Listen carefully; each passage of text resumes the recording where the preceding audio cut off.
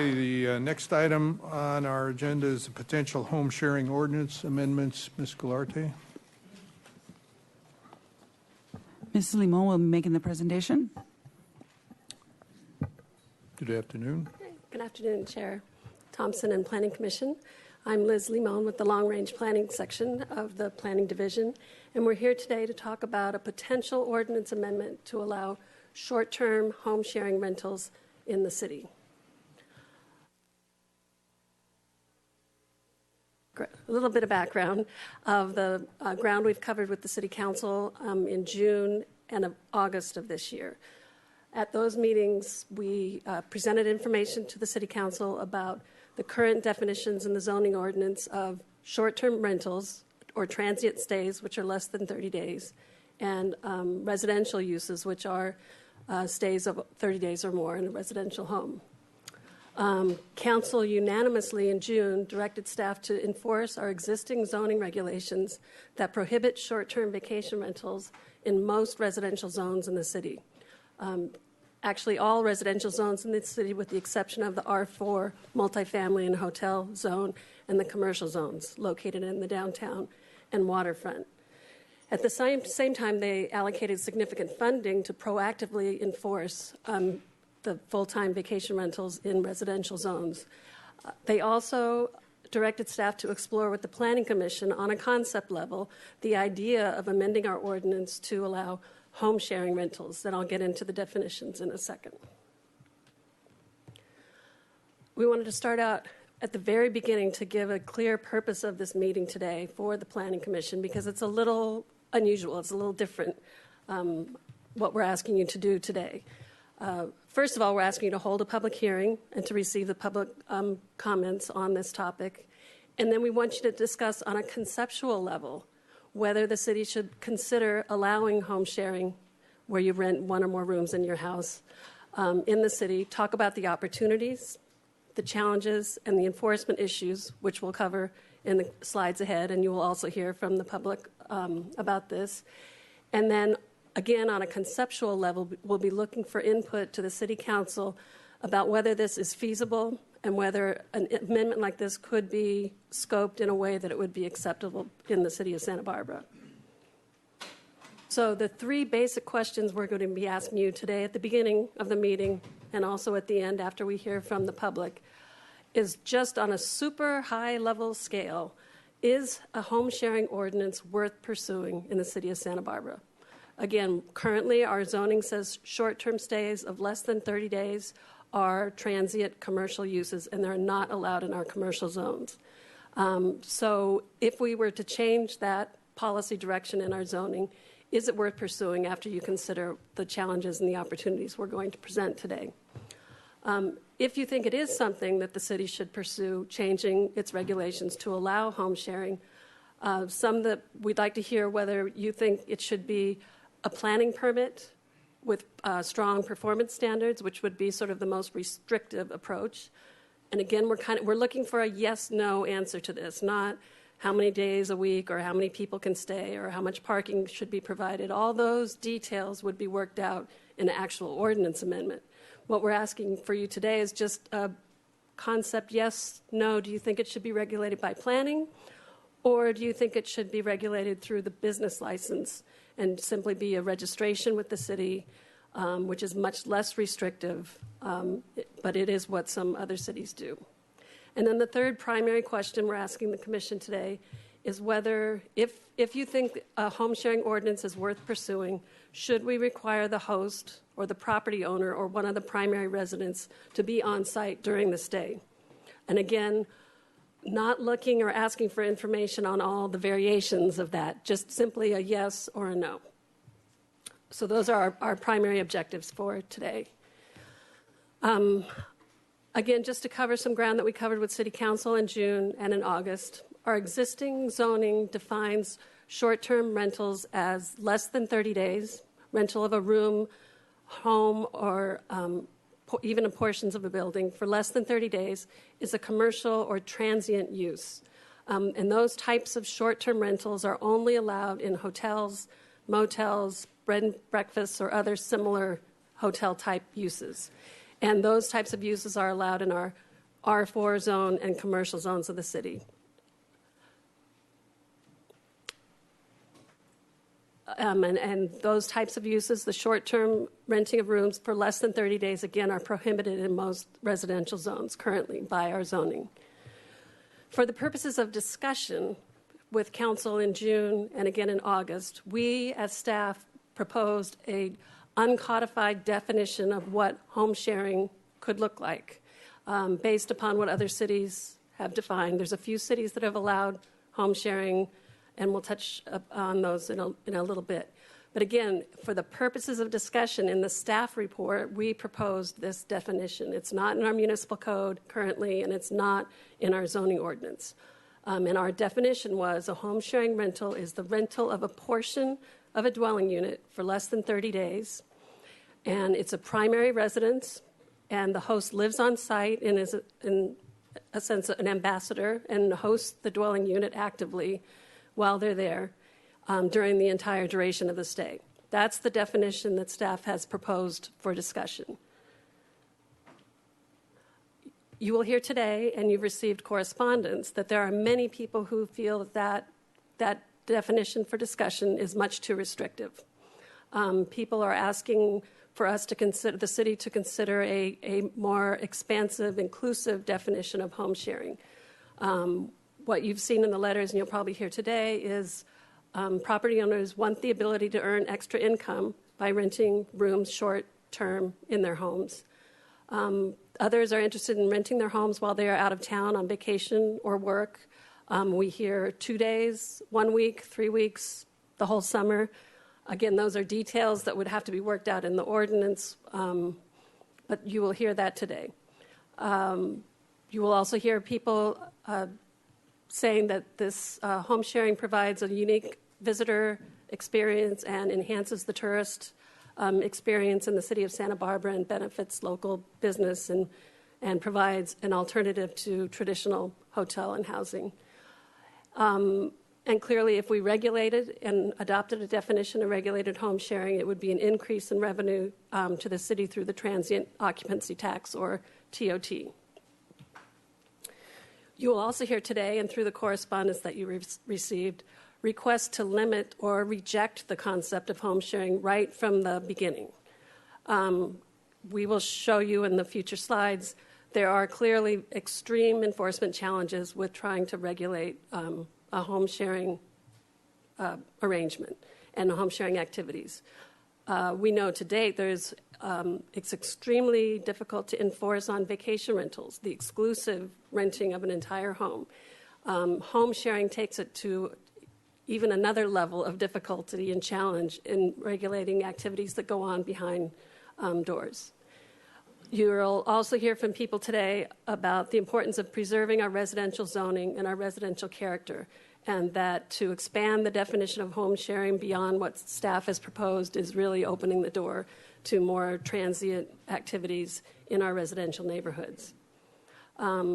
And again, you'll hear from people who are trying to limit or reject the home sharing concept that this type of activity in a residential zone is a significant policy change for the city's zoning practices historically that have preserved residential neighborhoods and residential character.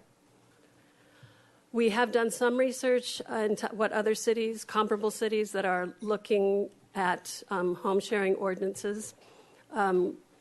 Clearly, the vacation rental concept is a very hot topic in planning across the country.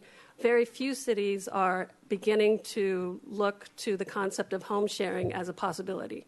San Francisco has been at it for over the last year and are having extreme difficulties, but for the purposes of this report, we are looking at the city of San Luis Obispo and the city of Santa Monica as more comparable in size and experience to ours.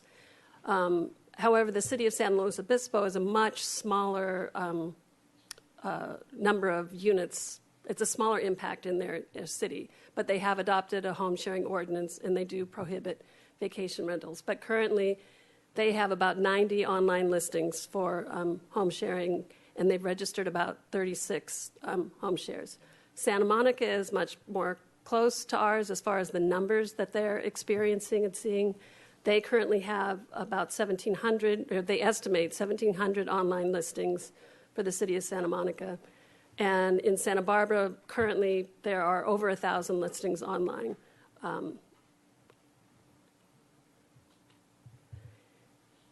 The city of San Luis Obispo, again, prohibits vacation rentals citywide.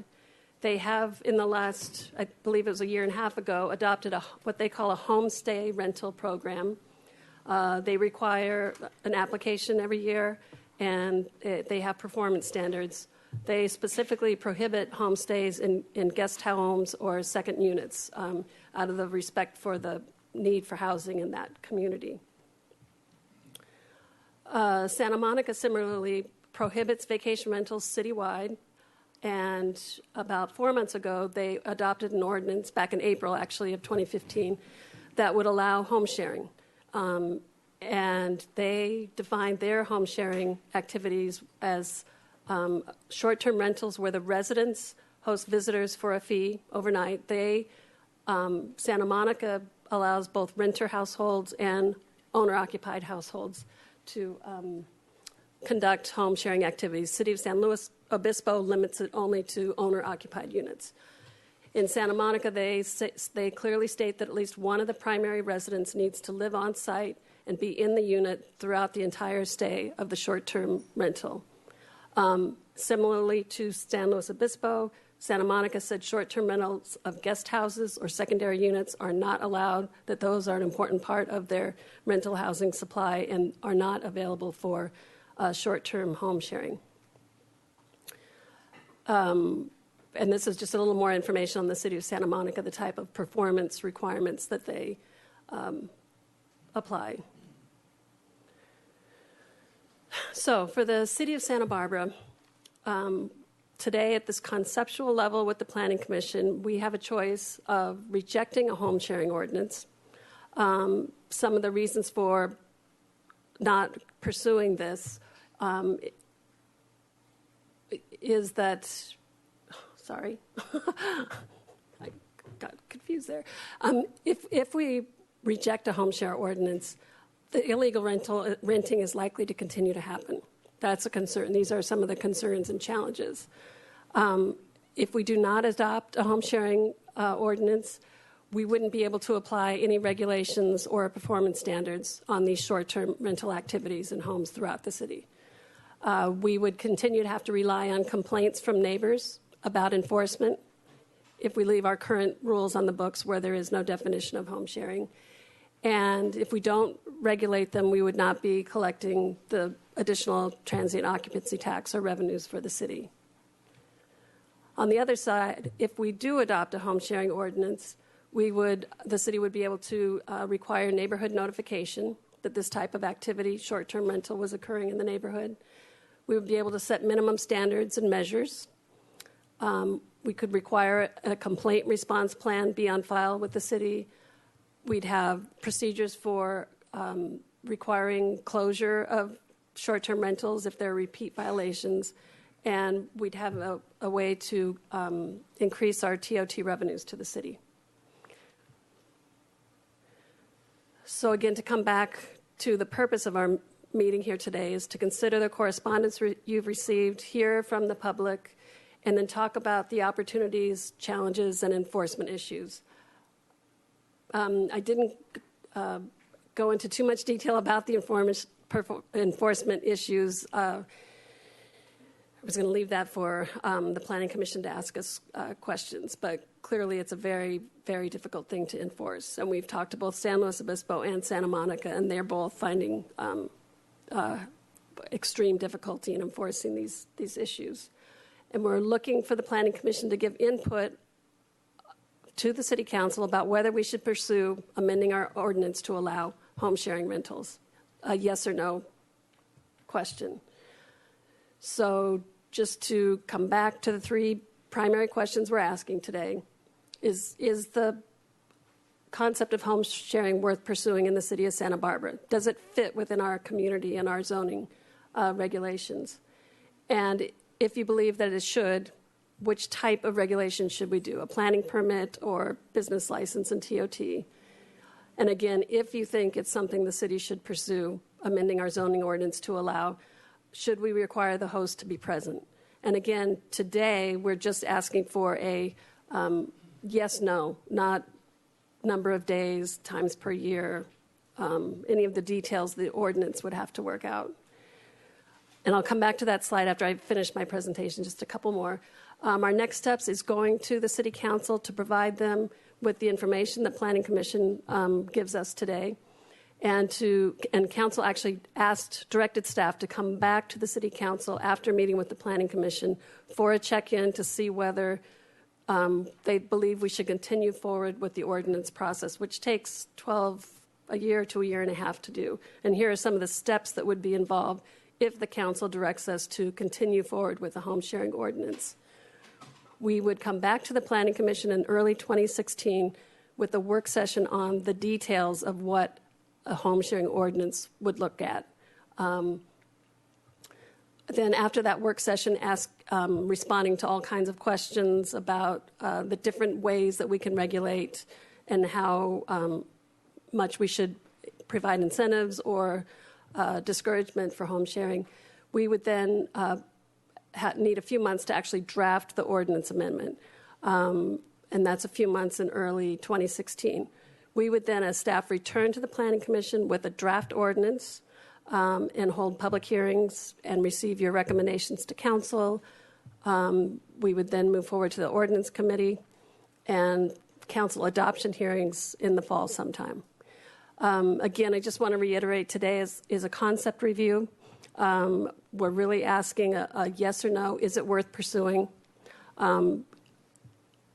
It doesn't bind you to whether the ordinance that's before you in the summer of 2016, it's not binding to what you do today. But I just think a good discussion of the opportunities and challenges would be beneficial to give to council as to whether we should pursue this.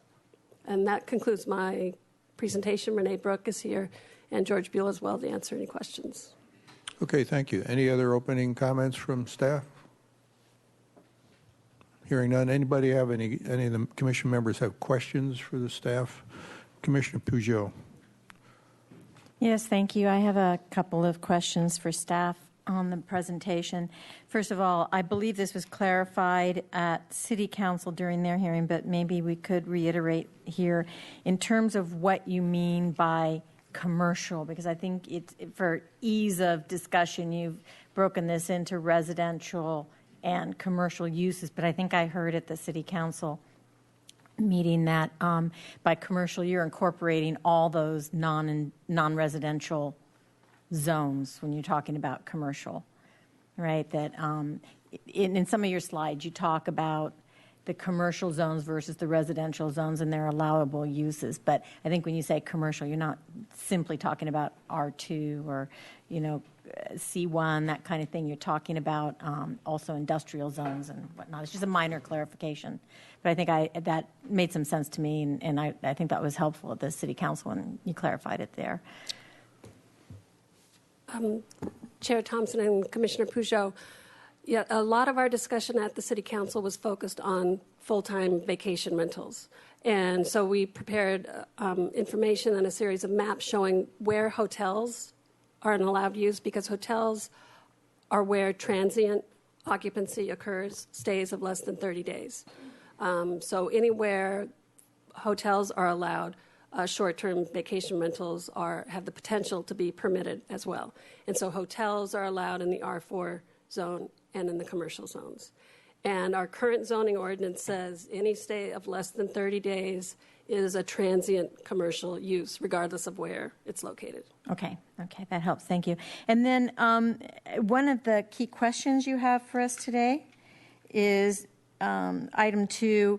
Should it be regulated by A, planning permits along with performance standards, or business license and registration? Do you have a few comments you can give us about how we should evaluate those trade-offs? And is there an option of doing both? Chair Thompson and Commissioner Peugeot, Excellent questions. Yes, we actually could do both, and this would be part of what crafting the ordinance would be about. And this is where we would need to roll up our sleeves with the Planning Commission, look in more detail at what other cities have done, and come up with a process that fits Santa Barbara. We could either require planning permits and provide definitions and a process in our zoning ordinance, or we could look to our business and license registration fee and treat it more on par with like a home occupation. But those are the types of questions that would need to be resolved during the ordinance amendment process, not today. And but in terms of our basic questions for today, maybe as we get into the discussion, I'd be curious and have some thoughts, but I don't know if it's really the way it works. In what kind of tools and oversight each of those different types of permits might allow us for, to improve on some of the enforcement aspects. So, but we could bring that up later. I just think it's something that we should kind of eke out in the discussion if that's one of our questions. Okay, thank you. Commissioner Higgins. To staff or maybe the city attorney's office, what's the, if you can share, what's the pre-council hearing where there was a discussion about the just an outright ban on vacation rentals? Maybe last year, for example, calendar year, what was the quantity? Can you give us some insight as to the quantity of enforcement cases or citations, or relative to the 1,000 or so that were on the market at one point, how many caused an enforcement case? Chair Thompson, Commissioner Higgins, we've had only 8 enforcement cases in calendar 15. That number there will grow dramatically, probably exponentially. And maybe the staff report touched on some of the challenges with enforcement, but I guess my question is, can you give us some idea as to what the staff time is involved in an enforcement case? A typical, if there is one. Sure. Chair Thompson, Commissioner Higgins, I would just add that in terms of number of complaints we've received more than 8 complaints this calendar year, and zoning staff have followed up on a fair number of those. Those that are difficult to enforce, we refer to the city attorney's office. So I don't have the exact number of how many of all complaints we've received and have followed up on, but one of the most time-consuming things with these types of alleged violations is just proving that the actual activity has occurred, because we may see and people can say, well, there's thousands of ads out there, why aren't you following up on these? But the difficult part of that is we need to be able to prove that they have actually rented to somebody for less than 30 days. And trying to gather that evidence takes time. Sometimes the complaining party helps us identify certain periods of time that it's rented out more often than not, and we could try to actually witness it ourselves if we can. Otherwise, it's a lot of data collection on the internet, looking at the calendars, how they're booked, looking at guest reviews, and just it's accumulation of a lot of evidence, because no one thing may necessarily prove it very well for us, at least to have a good record established that we'd feel confident saying they've in fact violated the municipal code. One more. So if we take a certain direction, I guess today you'd be able to tell us which direction, to what degree that direction would affect staff time on enforcement. So that's maybe part of what I'm looking at is, depending upon which way we go or the city council goes, what are the staffing impacts to chase some of these violations? Certainly, Commissioner Higgins, I think if we were starting to walk down a certain path with this ordinance, we could help provide input on what that would mean for staff to enforce that, whether it's upfront in confirming that what's submitted to qualify for home sharing rental, if it's a lot of upfront work with periodic check-ins for compliance, or whether it remains mostly an enforcement by complaint basis. That's a different type of way to regulate it. So certainly, I'd be happy to help answer those questions. Okay, Commissioner Jordan, questions? Thank you, Mr. Chair.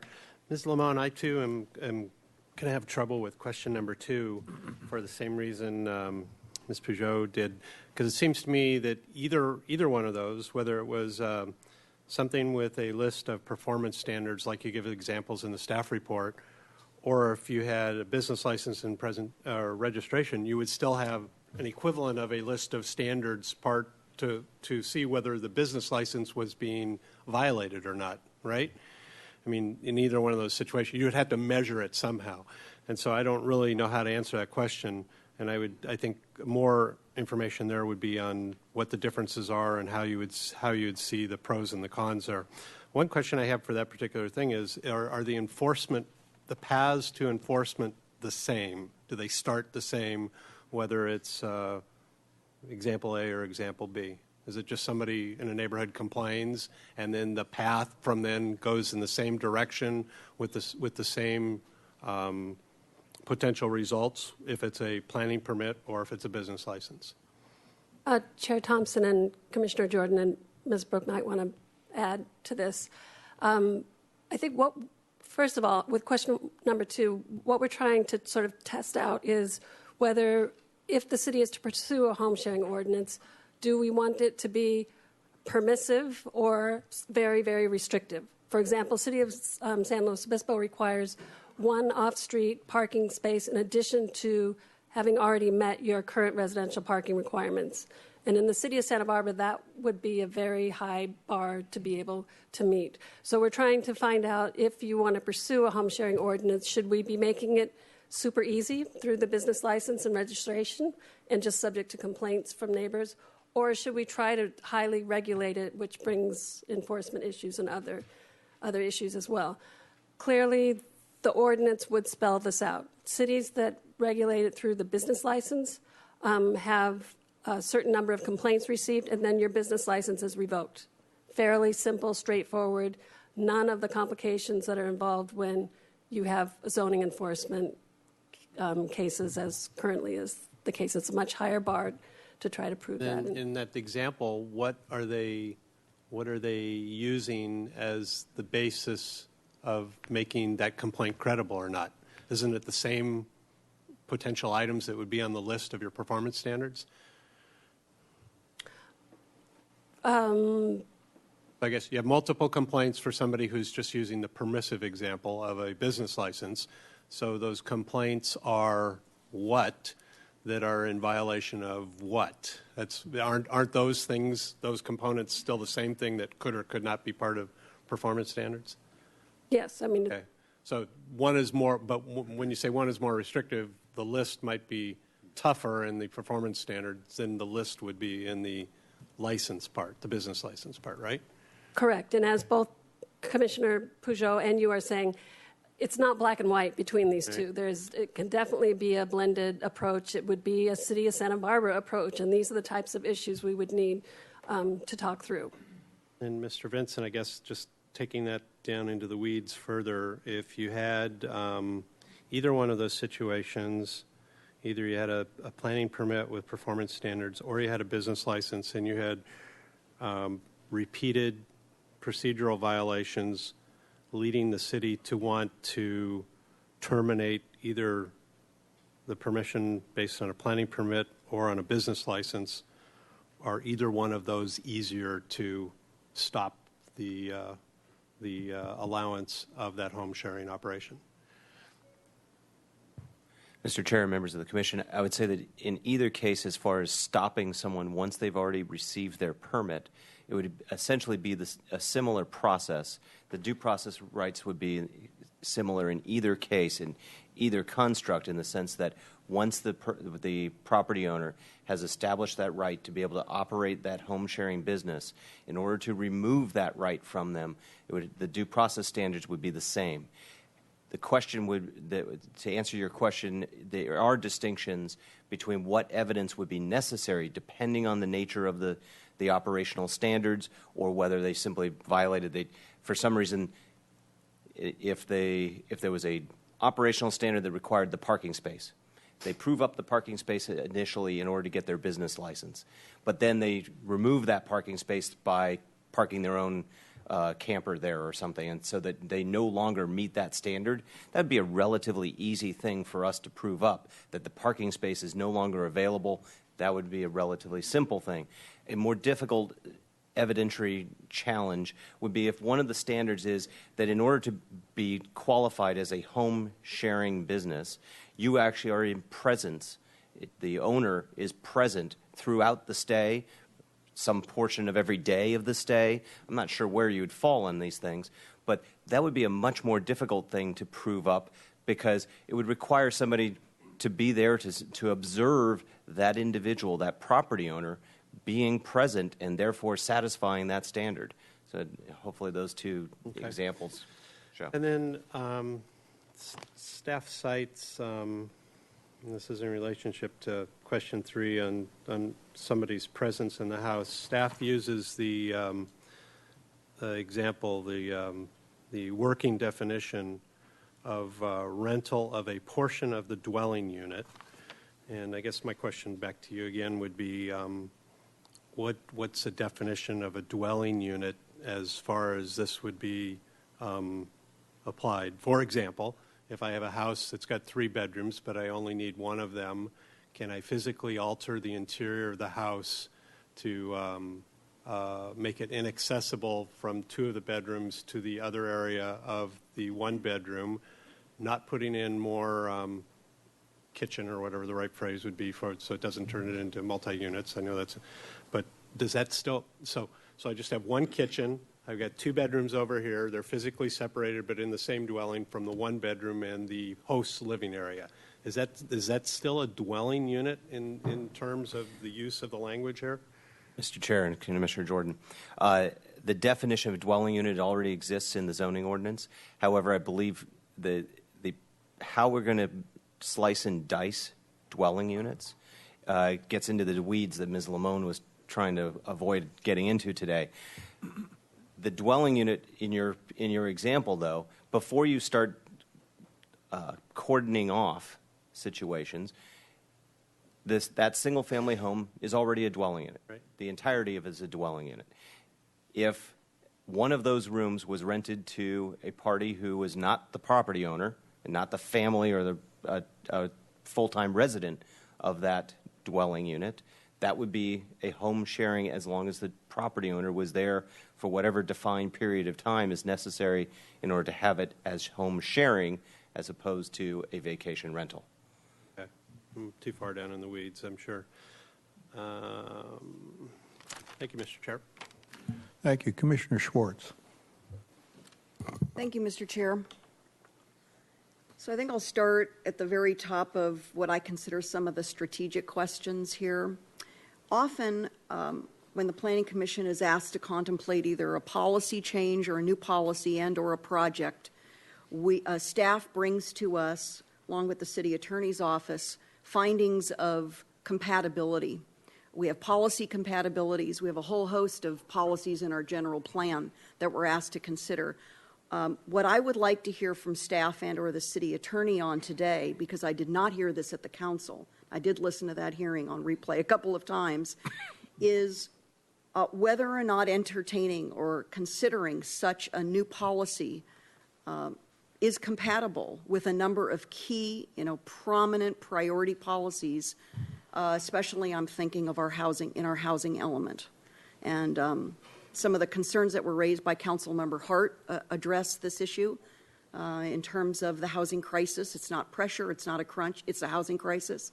So I'd like to hear from staff about how you view that policy consideration for us in considering this type of new ordinance and this type of new policy. Chair Thompson, Commissioner Schwartz, with respect to our housing element, we did raise with the City Council that our current housing element does identify vacation rentals as being something of concern in the city of Santa Barbara because we have seen such an extraordinarily low vacancy rate among rental housing, among all housing. And so with respect to your question, Commissioner Schwartz, yes, it's very concerning to staff. That's reflective of policy that's adopted by the City Council. Okay. On one of my other questions, these are just top-line questions. I'm sure I'll have more after public comment. On one of the slides, it's the City of Santa Barbara slide. I don't know that we have a number for that slide. The first bullet starts rejecting a home sharing ordinance would, and then you have some sub-bullets under that, Ms. Limon. I want to ask you a question about the first sub-bullet, not necessarily stopping the illegal renting. And again, I want to go back to what I heard on council. Correct me if I'm wrong, but I did not hear the council discuss or entertain the consideration of prohibiting, allowing, as opposed to continuing to prohibit short-term vacation rentals because of a potential for runaway illegal use. So because I didn't hear that, I'm wondering why it would be proposed of Planning Commission to consider a recommendation for a new policy on this with an unintended consequence, let's say, of illegal renting, which we already have, when it wasn't considered for the enforcement that's going on by the city attorney's office for short-term vacation rentals. Why would we consider it today as to whether or not we're going to endorse or recommend home sharing? Do you see what I'm getting at? I don't know, Mr. Buell, if that makes sense, or Ms. Brooke? I do. Thank you, Commissioner Schwartz. I do understand your question, and the reason we wanted to clearly state that is that to have a reasonable expectation that not regulating home sharing rentals does not mean they won't occur. So it's really just an expression, a recognition of reality, and that we wanted you all and the public to be aware, as we are aware, that we can aim to regulate land uses to the best of our ability and develop the best standards, but it's very difficult to actually prohibit people from doing things that they would like to do. Should they not want to follow the rules, of course, we would try to enforce on that. But it was really just a recognition of reality, and that may not have come up explicitly in the discussion, but I think it was recognized too, even at the council discussion, that we would be forcing people underground potentially. I would also like to speak to that just very briefly. Although there wasn't any type of lengthy discussion among the city council with respect to the prospect of illegal renting happening despite whatever prohibition may be in place, it's something that we did hear from the public numerous times in both hearings that took place in June and August. And we heard things such as, this is the new economy, this is reality, this is the 21st century. We have the technological tools and we're able to do this. And putting it in very simple terms, it really, from staff's perspective, if you're asking us to enforce, it really turns into the proverbial game of whack-a-mole, where we identify where the problem is and then it'll come up in another place. We recognize that we're in that right now with direction to enforce. I would also point out that there was very brief comment made by Councilmember Hotchkiss towards the end of the August 11th hearing, where he mentioned in very passing terms, but very accurately, is that this would turn into an enforcement challenge or nightmare or some term like that. And that's really, we're trying to reflect what we heard from the public and also generally what we need to hear from you today in terms of, and keeping this in mind, it would be a reality that we would be facing. It would be very difficult. We're in it right now, and it would apply specifically to home sharing in the context of today's hearing. Thank you, Mr. Buell. I think my last question right now, going back to the slide that Ms. Limon put up, concept review, 3 basic questions. The third question, should host be present in the home during stay, yes or no? This prompts a couple of top-line questions in my mind. First, and I think some of my colleagues were getting at this with their inquiry of you, should this move forward? Should we contemplate this and the council contemplate this and a very robust permitting, monitoring, and compliance enforcement program be required?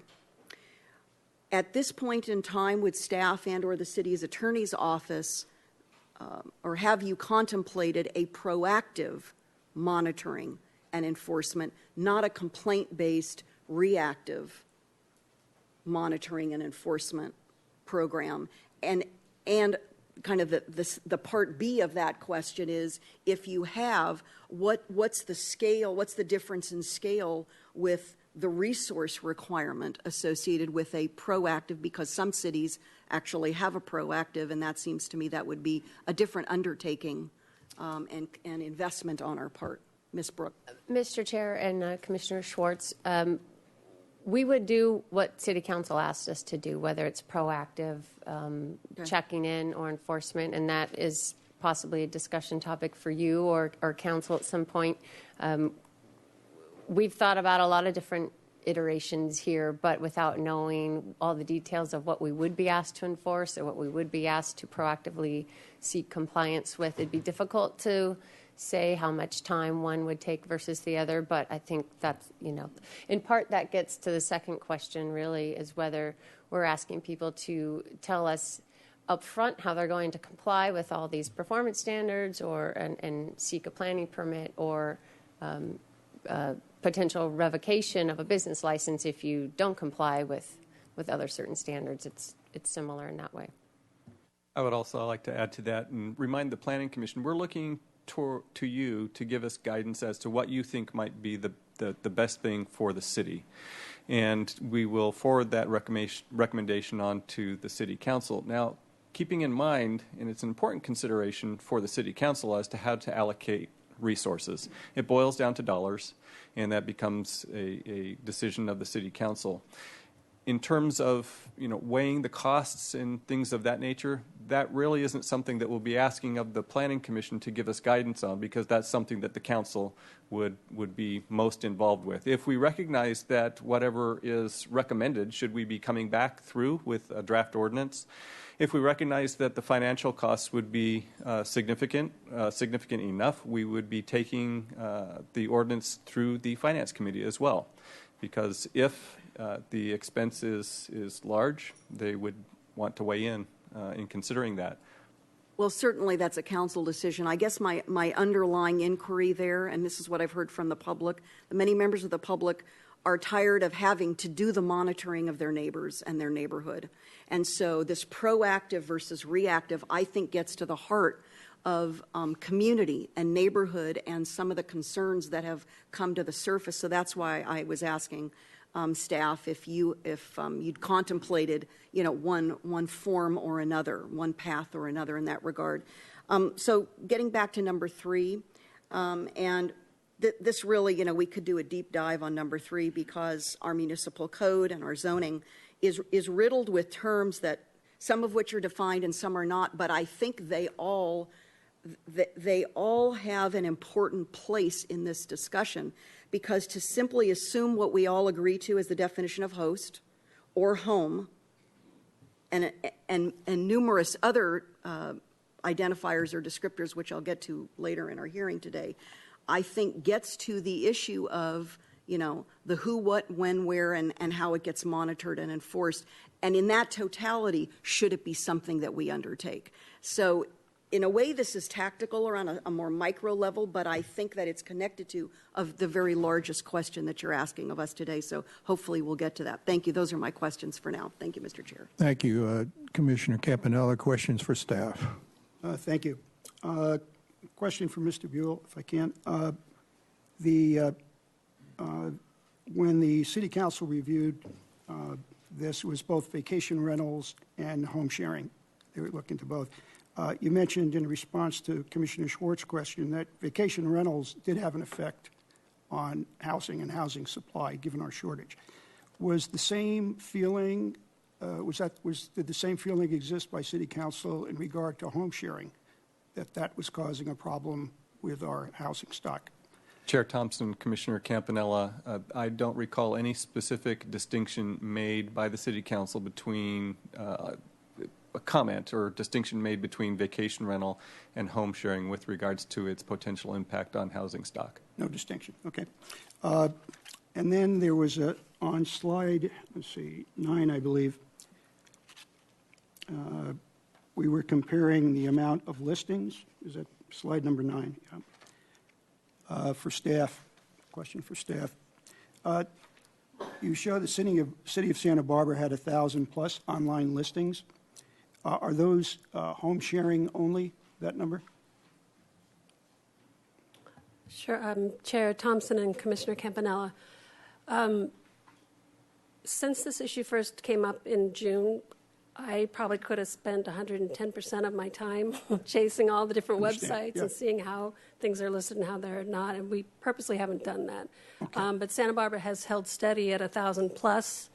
We don't know if it's 2,000 or 3,000, but 1,000 plus rentals of either entire homes or rooms. Okay. Entire homes make up the much greater majority than the rooms, but we don't know at this point whether with the enforcement that's taking place over the next 2 or 3 years, how much of those will shift to rooms versus entire homes. So it's very fluid and it changes every day. You go this week and go next week and you'll see different listings. And Yeah, I could see the problem because I was trying to figure, how do you figure it out? Because listings go on, they go off. But in that, let's say if 1,000 were the number, 2,000 were the number for approximation, within, if you can isolate the, doing a count or a sample, room for a vacation room, which you'd see on the websites. If you could isolate that, you would still have to break down what our question is today. How many of those online listings or available sites are they, are there within the R1, R2, and R3 zones versus advertisements that are being done for home sharing within the zones that it would be continued to be allowed, right? So you'd have to try to isolate that number. So we don't know right now what the impact is, what it could be, where it would shift. We don't know the dynamics at this point. Correct. Question for our city attorney. If I look at the zoning ordinance on the R1, R2, R3, which are subjects for today's discussion, I was considering in my mind looking at making this decision based upon what the intent of those zones are, and it's pretty well consistent that it's prohibiting activities of a commercial nature in the R1, R2, R3 in order to maintain a residential flavor and neighborhood. And we've determined that the home sharing is a commercial venture because of the exchange of money, and it's on a short, less than 30 days, so it's considered commercial. So we'd have to be coming up with a reason why that should be modified in some way in the case of home sharing. The other aspect, which I also want to consider, is it continues on, all three of them, R1, R2, R3, and those which would tend to be inharmonious with or injurious to the preservation of a residential environment. So I'm thinking we want to keep that in mind as well. So if we start coming up with, if we do agree to allow it in some way or under some conditions, that as we decide how to or under what conditions, are we coming up with those conditions that would keep in mind that we're trying to keep a harmonious and non-injurious situation to the preservation of a residential environment? That's sort of my train of thought. And if you could, am I off base, or is that something we should be considering in our actions?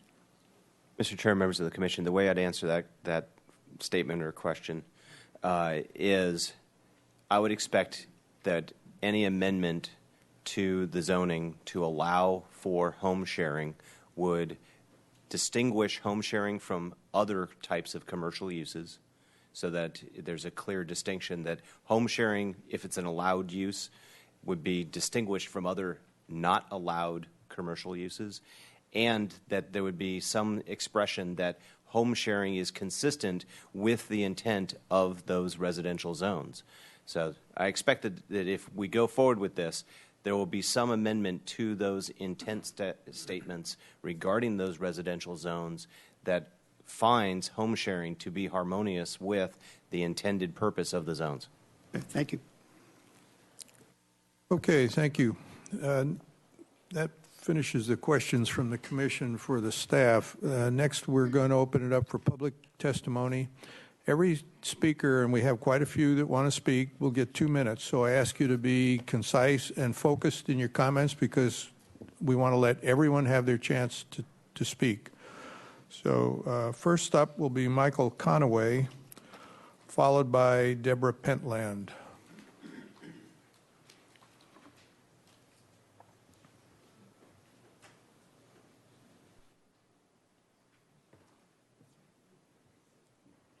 Good afternoon, members of the Planning Commission. My name is Mike Conaway, and I've been living in a primary-owned single-family home for 28 years. I provided each of you with a package with my comments and some attachments beginning this week. And I think if your objective with vacation rentals, short-term home sharing ordinance is to increase housing stock, I feel there's no point in shutting down people like myself, whose home is their primary residence, that cannot be rented year-round, who have been outstanding neighbors and citizens, who have been paying by the rules and paying TOT taxes. I believe the presence of the owner or a designated property manager within the neighborhood of the home sharing residence provides sufficient local supervision during the rental period. I feel there's no reason to require a property owner to physically be present on the premises during the home sharing. In fact, restrictions creates an awkward, uncomfortable situation for any family gathering. If the purpose is to keep rentals available for year-round rentals, a limit of 60 days would sufficiently curb non-resident owners to rent year-round. I sent you an attachment with Mayor Schneider's remarks, I think, that support that premise. I attached an article showing how San Francisco brings in over $1 million a month in taxes for vacation rentals and has 6-person staff that issues permits and enforces proper behavior. Large fines are assessed for nuisance violations. Vacation rentals and home sharing are part of the shared economy that is vital for Santa Barbara to retain a healthy base of young professionals, from artists to nurses, that cannot afford to live here. The shared economy has grown substantially over the past 10 years. There are numerous other examples of this in existence in all zoning areas, including individuals that use their homes for tax preparation, notary public service, massage therapy, manufacturing of toys and crafts works, bicycle repair, and a home base and trucks for cleaning services. None of these, I believe, are permitted under current zoning. Banning home sharing drives it underground, leaves the city of Santa Barbara with only invasive police state-like resources, like having inspectors knocking on doors to see if home sharing is being properly operated, which I feel is an invasion of personal property rights. Thank you very much. Deborah Pentland, followed by Dorothy Wallstein. Good afternoon, Commission. Thank you for letting me present. I've been a 32-year resident of Santa Barbara County, and I've been a landlord for 30 years, housing many people who can't afford to live here. I support that there be host vacation rentals with non-owner occupied being present. And why I feel that, I've lived in the same neighborhood for 26 years. There's been monthly rentals and weekly rentals, and quite honestly, the weekly rentals were so quiet I didn't even know anybody was there. The monthly rentals, which were full of City College students, were very loud and rambunctious. So I feel that we really need to look at what is really happening. I personally have a family. I've rented in San Francisco, Seattle, Tahoe, upstate New York, Colorado, and those communities remained intact. We have a natural flow that monitors. Not everybody is going to want to do a vacation rental. There's a balance. And I think the new shared economy should be embraced. We do have a housing crisis. We should look at garages and everything and bring them up to code and create second units. Rather than being more restrictive, we need to be open to the changes that are happening. I know people sleeping in cars to work at the MTD 4 days a week. This really isn't the issue of our affordable housing. This is a general economy issue, and I think there needs to be some balance, and we as a progressive city need to embrace it. Thank you. Thank you. Dorothy Wallstein, followed by Tiffany Haller. Hello, I'm a property owner, and I host home shares, and it's enabling me as a widow to stay in my home. I wouldn't be able to afford to live in my home if I couldn't continue to do that, and I believe that the majority of people who do home share hosting are in a similar position, that, you know, they need the extra income. It's a way of doing that. I have a very strict code of conduct that every one of my guests agrees to before I accept their rental, about noise, nuisance to neighbors and so on, and I make it clear to them that if there's any violation whatsoever, they'll be asked to leave immediately. I've never had any problem. They're the nicest people in the world, and I should also say that I have a large family and 9 grandchildren, and when my family needs to come, I need my home. So I would not ever rent. I'm sorry, but I can't contribute to the housing stock, but I can look after myself as a widow in retirement by supplementing my income in this way, and hopefully that's a benefit to the community too. Okay. Thank you. Tiffany Haller, followed by Todd Jacobs.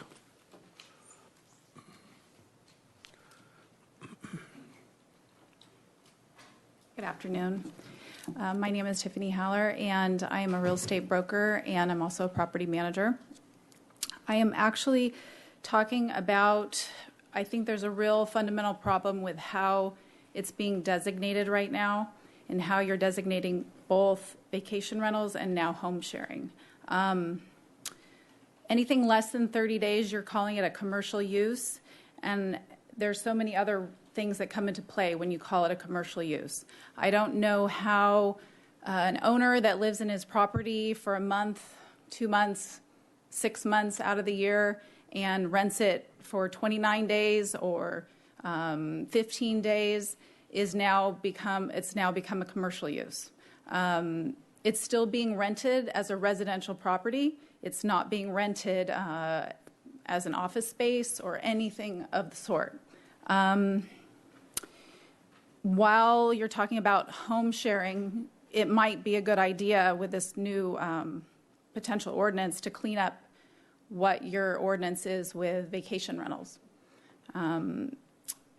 It's definitely something that the city is having an issue with the vacation rentals.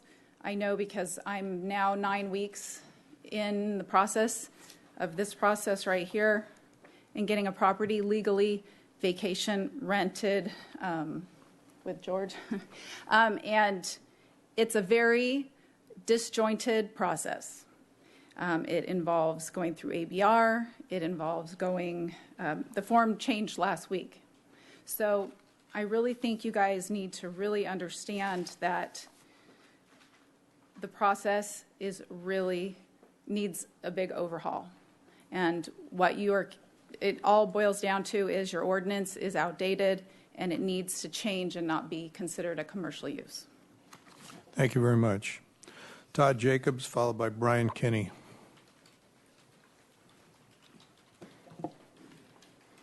Good afternoon.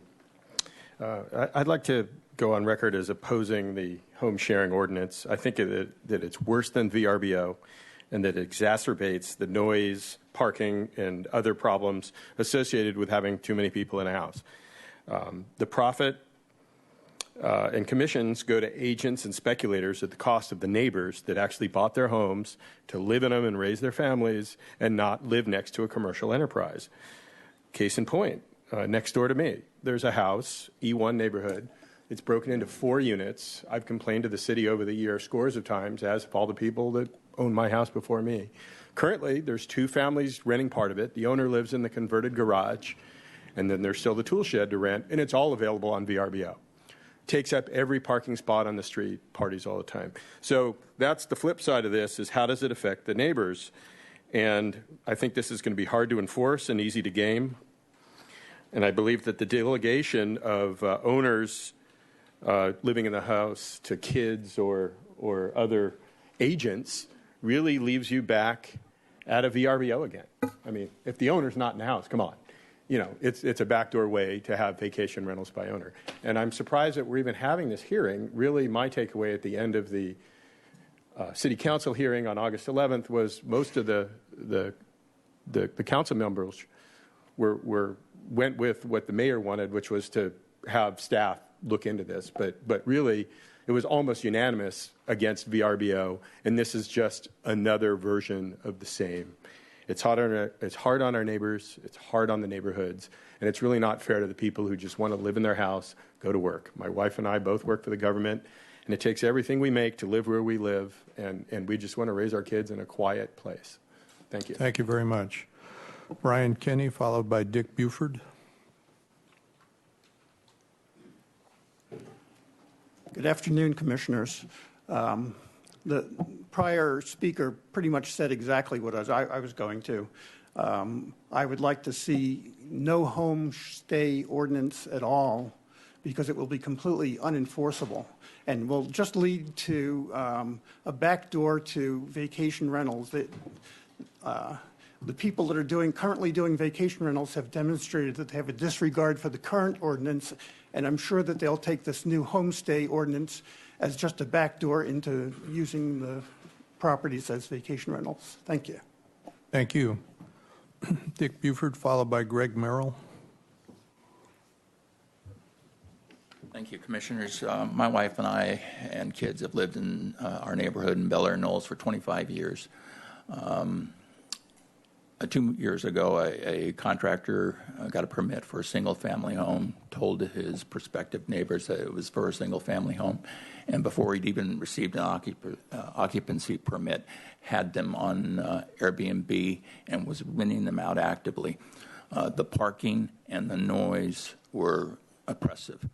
I'm one of those 8 people that complained, and with the assistance of the building department, got that to stop. But it's a very, very dangerous path to open up home sharing to everybody. It will literally turn our neighborhoods into like commercial zones where people come and go at all times of the night. The so-called host in our situation was a part-time host. Various people served as hosts while this was going on, and they were not always there when the behaviors that I'm objecting to occurred. I've had to go over there and knock loudly on the door to get it to stop. The other comment I have is regarding the housing situation.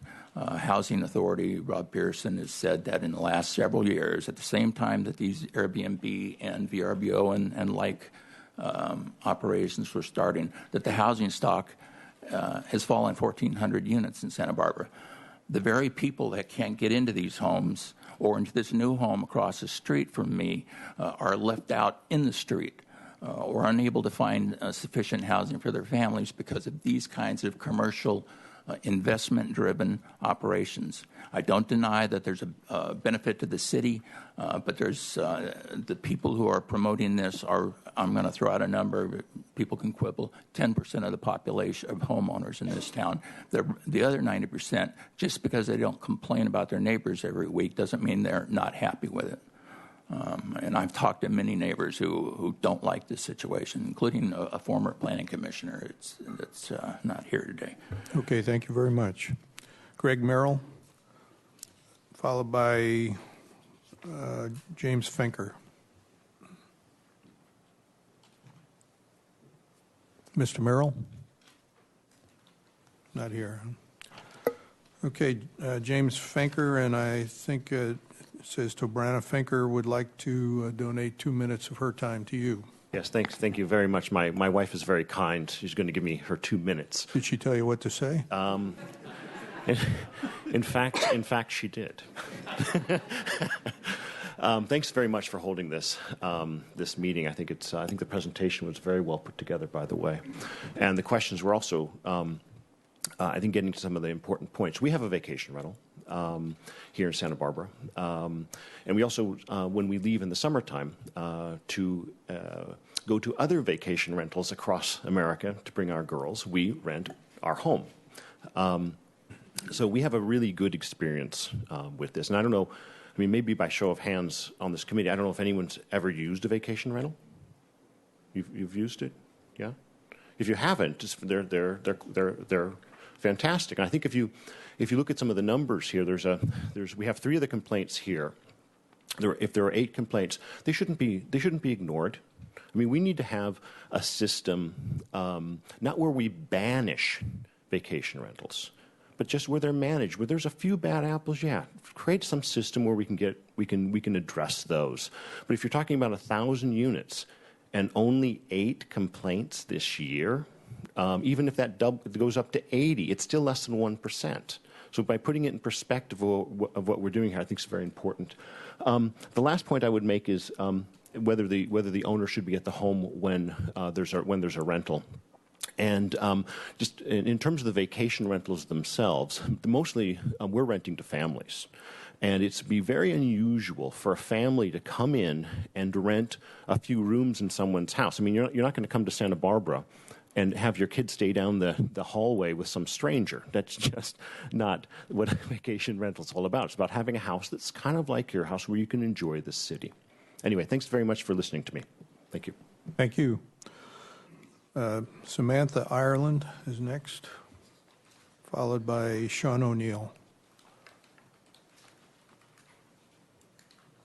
Hi, I'm Samantha Ireland. I'm the owner and operator of Vacation Rentals of Santa Barbara, and I do represent quite a few owners that both live in their homes and some that are not present.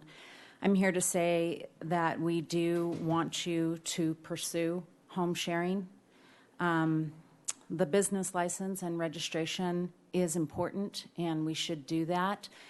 I had the same question about the performance standards. I don't know about the planning permits. I know what Tiffany Holler said is very true, that what you have to go through now if you're located in an R4 in order to be approved as a vacation rental or home share is extremely cumbersome. And I think that in all of time, there's only been one that has been approved. So that needs to be looked at.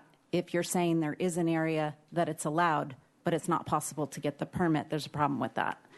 I don't think it's necessary for the owner to be present for many of the reasons that were brought up by the previous speaker, but I do think it's important for there to be someone, management company, someone designated 24 hours within a specific time frame that can respond to that home and is present managing it. That should be noted with the city on the business license and permits and so forth. The city's already allowing renting in homes.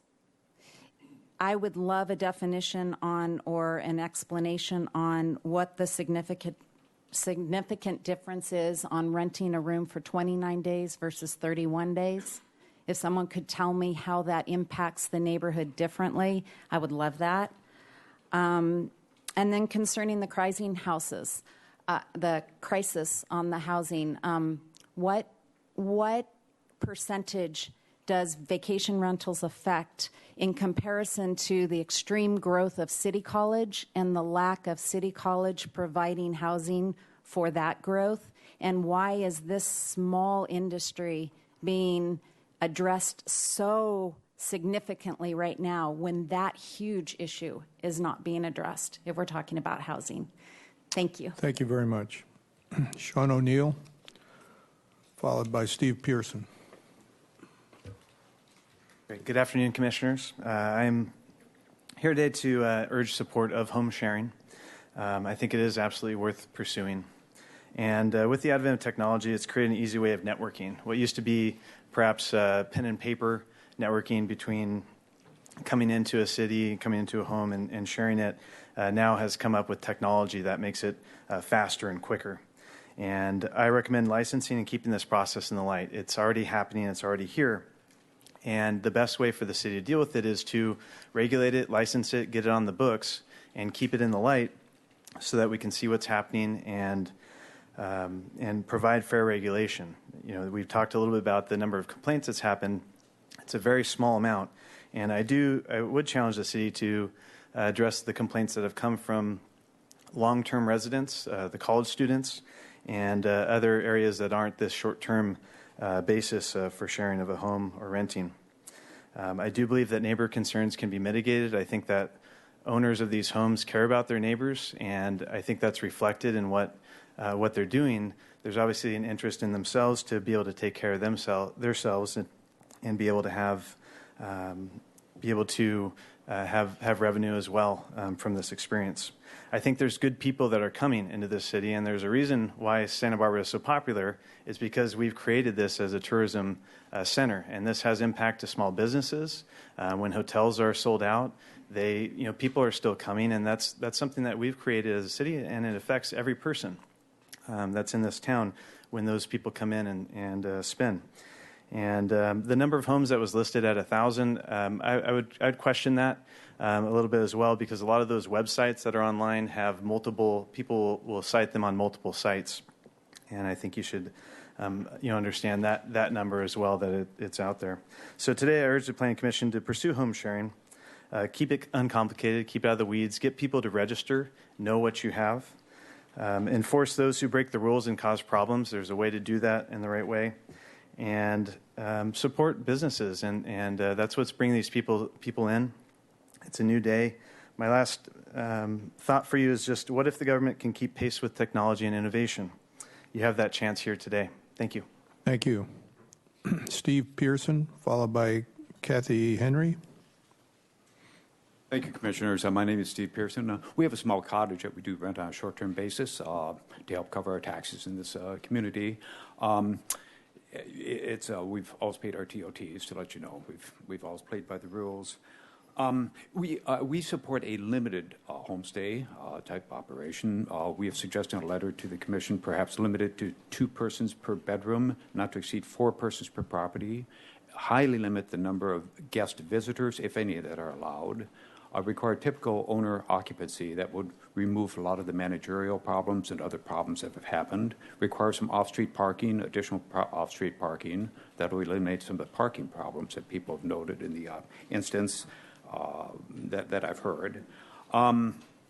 We would also request that you consider allowing cottages and accessory buildings, because a lot of places in the city do have those, and they can be very properly used to enhance the visitor experience here.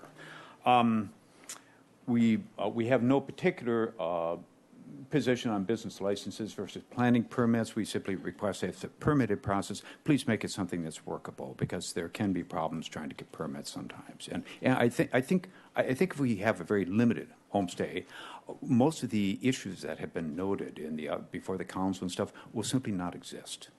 It will be very small operations, very, very negligible impact, if any, on the neighborhoods. Thank you. Thank you, Steve. Kathy? Is it Henry?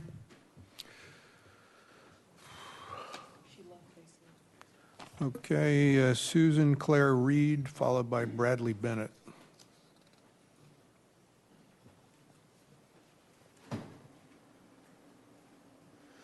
Good afternoon. I'm Susan Claire Reed. I married a hometown boy in 1964, and I've been here ever since. Puts me about 41-year resident. I run a home share in my house a few blocks from here. I started July 1st last year. I certainly hope you can support the kind of homestay that I do. I figured out on the way over here in my head that roughly 18% of my visitors, my guests, have been from foreign countries. And many of them, their English is very hard for me to understand in a close, face-to-face, supportive atmosphere. They love coming to me to sort of guide them, protect them, tell them where to go, draw pictures where to go. Either my housemate or I are always in residence when we have guests. I may run out to the market or whatnot, but it's my primary residence, and I sleep there. You know, what else am I going to do? The question about the 1,000, I've been wondering about that too. I'm one of the less than 350 who has continuously had a business license and paid my TOT. Because of that, I am blessed to keep running my business until the end of the enforcement effort. So they'll take my money to enforce the other guys who didn't pay. It is a wonderful thing to do a home share. You get interesting people. You get to talk to them. You get to find out about them. I feel I'm a good ambassador for Santa Barbara. I'm friendly and I'm helpful to them. Please consider allowing home shares. with a host. I have no problem with that. Reasonable permits, plannings, performance, whatever, that's fine. I think it's a good thing for Santa Barbara. I think it enhances the availability of Santa Barbara. Thank you. Thank you. Bradley Bennett, followed by Theo Cracky. Hi, Commissioners. Thank you for giving us time to speak to this issue. I am here to speak in favor of home sharing. I am a 46-year resident of Santa Barbara. Home sharing has allowed me to provide additional housing for those visiting Santa Barbara while giving me the funds necessary to continue to afford owning my home while I start my individual small startup business, which has created 10 jobs in this community. In my 2 years of being a host in my home share, my experience has been very different than the gentleman who spoke against it earlier, and I'm not just coloring a picture that's untrue to just support my cause up here. I mean, I truly have not had a single experience where I've had a neighbor that has been displeased or concerned with what has gone on in my house. I'm there to manage it and watch it. My guests come typically in 1 or 2 cars, their families, or their 2 couples that are reuniting after having gone to college here. They're providing money, they're spending in the community, they respect the neighbors, they respect my rules. I am present. I meet every guest that comes in. I spend most nights in the house, but as far as what kind of owner occupancy, I mean, I certainly am gone during the days when I work. I have a girlfriend, and we spend a lot of time at her house, but I spend most of the time in my house. What would be the definition in there? Something that's 100%, obviously would be restrictive to anyone even leaving town for the weekend. But I do understand the need to be there and be present, and I think my involvement with the house and vetting the guests that stay here has been a big contributor to the great guests that I've had. And I think that that it's a case example that it can be well managed and for a very good result. And obviously, we can create policies that will help vet out and take care of enforcing against people that are not well managing their properties well. There was a question, will a ban result in driving things underground? I think that's quite possible, and I think case studies have shown that. Cities that have had short-term vacation rental policies have overturned them, and I think it's a risk here. I think it's a risk with our previous decision the council's previous decision to overturn short-term rentals in general. So I do think that is a concern. I think fair regulation in that case then is the best solution to addressing any of these situations. Thank you very much. Theo Cracky, followed by Brian Smith. Hi, Chris Bender has donated his 2 minutes to me. My name is Theo Cracky. I'm a 34-year resident of Santa Barbara, and I wanted to say that I'm here in favor of allowing home sharing rentals in Santa Barbara. A couple of reasons we're here. I wanted just to readdress with everybody, which is there's 2 reasons the City Council decided to begin this process and actually prohibit them overall, which was or enforce the zoning, which then prohibits them, is that there is a shortage of affordable housing and short-term rentals affect that. But no one to this date still has cited any formal report or study that supports that fact. It's anecdotal. There's nothing that proves that. The reason we have a shortage for affordable housing, number one, is that Santa Barbara. I've been here since 1981. There's always been that shortage. City College has exploded. There's no providing of housing there. The foreign language schools have exploded. And even our growth of our high tech, I was just reading about Sonos, who has 500 employees here in town now, too. So there's lots of major reasons affecting the housing supply, and short-term vacation rentals is a very small part of that. The other premise that brought us here today was that this was negatively affecting the character of residential neighborhoods. And I think I do totally emphasize with the neighbors that stood up and complained about poorly managed rentals that have that have a lack of respect for them. Was happy to hear that the one did complain and he was shut down. That's exactly the system that needs to be put in place. But the majority of owners are not like that. The majority of owners respect their neighbors, want to have great relationships with them, and want to beautify the neighborhood and improve it for them and for themselves and for their neighbors. The other thing they talk about is that this neighborhood characters can really be degraded by short-term rentals. That's if you allow every single home in a neighborhood to be a short-term rental. However, the city of Nashville and the city of Austin both decided to say, let's make no more than 5% of our houses short-term rentals. And therefore, they limit by neighborhood the amount of permits that they allow for short-term rentals. And that can be further drilled down to, say, every 20 houses or something like that, so they're not concentrated. So there's some good solutions that can preserve neighborhood compatibility, yet still allow this very valuable activity for a lot of people. Finally, I think there does need to be a new definition of commercial use, because I truly believe that a 30-night rental is no different than a 29-night rental. They're all rentals. A landlord who does 30-night rentals, why is that not considered a commercial enterprise? It's just a rental. The length of stay is not correlate commercial. There's no goods or services being traded. Finally, my last points are just, again, I'm in favor of allowing home sharing. If you do drill down into the details, I think it's important to not require the owner to be there. And I also think I've heard some discussion about it being a minimum number of nights and stuff like that, and I don't think that's a correlation that should be enforced also. Thank you. Thank you. Brian Smith, followed by Jack Usaferi. Good afternoon. I am a 40-year resident of Santa Barbara. I live in my primary residence, and I also hold a license for a vacation rental business in my house, and I pay TOT taxes to the city. When I have guests in my house, I either go to friends' houses or family or guest house. I provide all my guests with a well-thought-out, strict set of rules and regulations to help them fully enjoy living there for a short time and help them live like a local and act like a member of Chamber of Commerce and direct people where to go and how to do it. I make an explicit goal not to disturb any of my neighbors or people around me. I have a 91-year-old neighbor who's lived there for 61 years, and the last thing I want to do is upset her. And I think that most people who own houses really do vacation rentals or home sharing, they don't want to disturb their neighbors.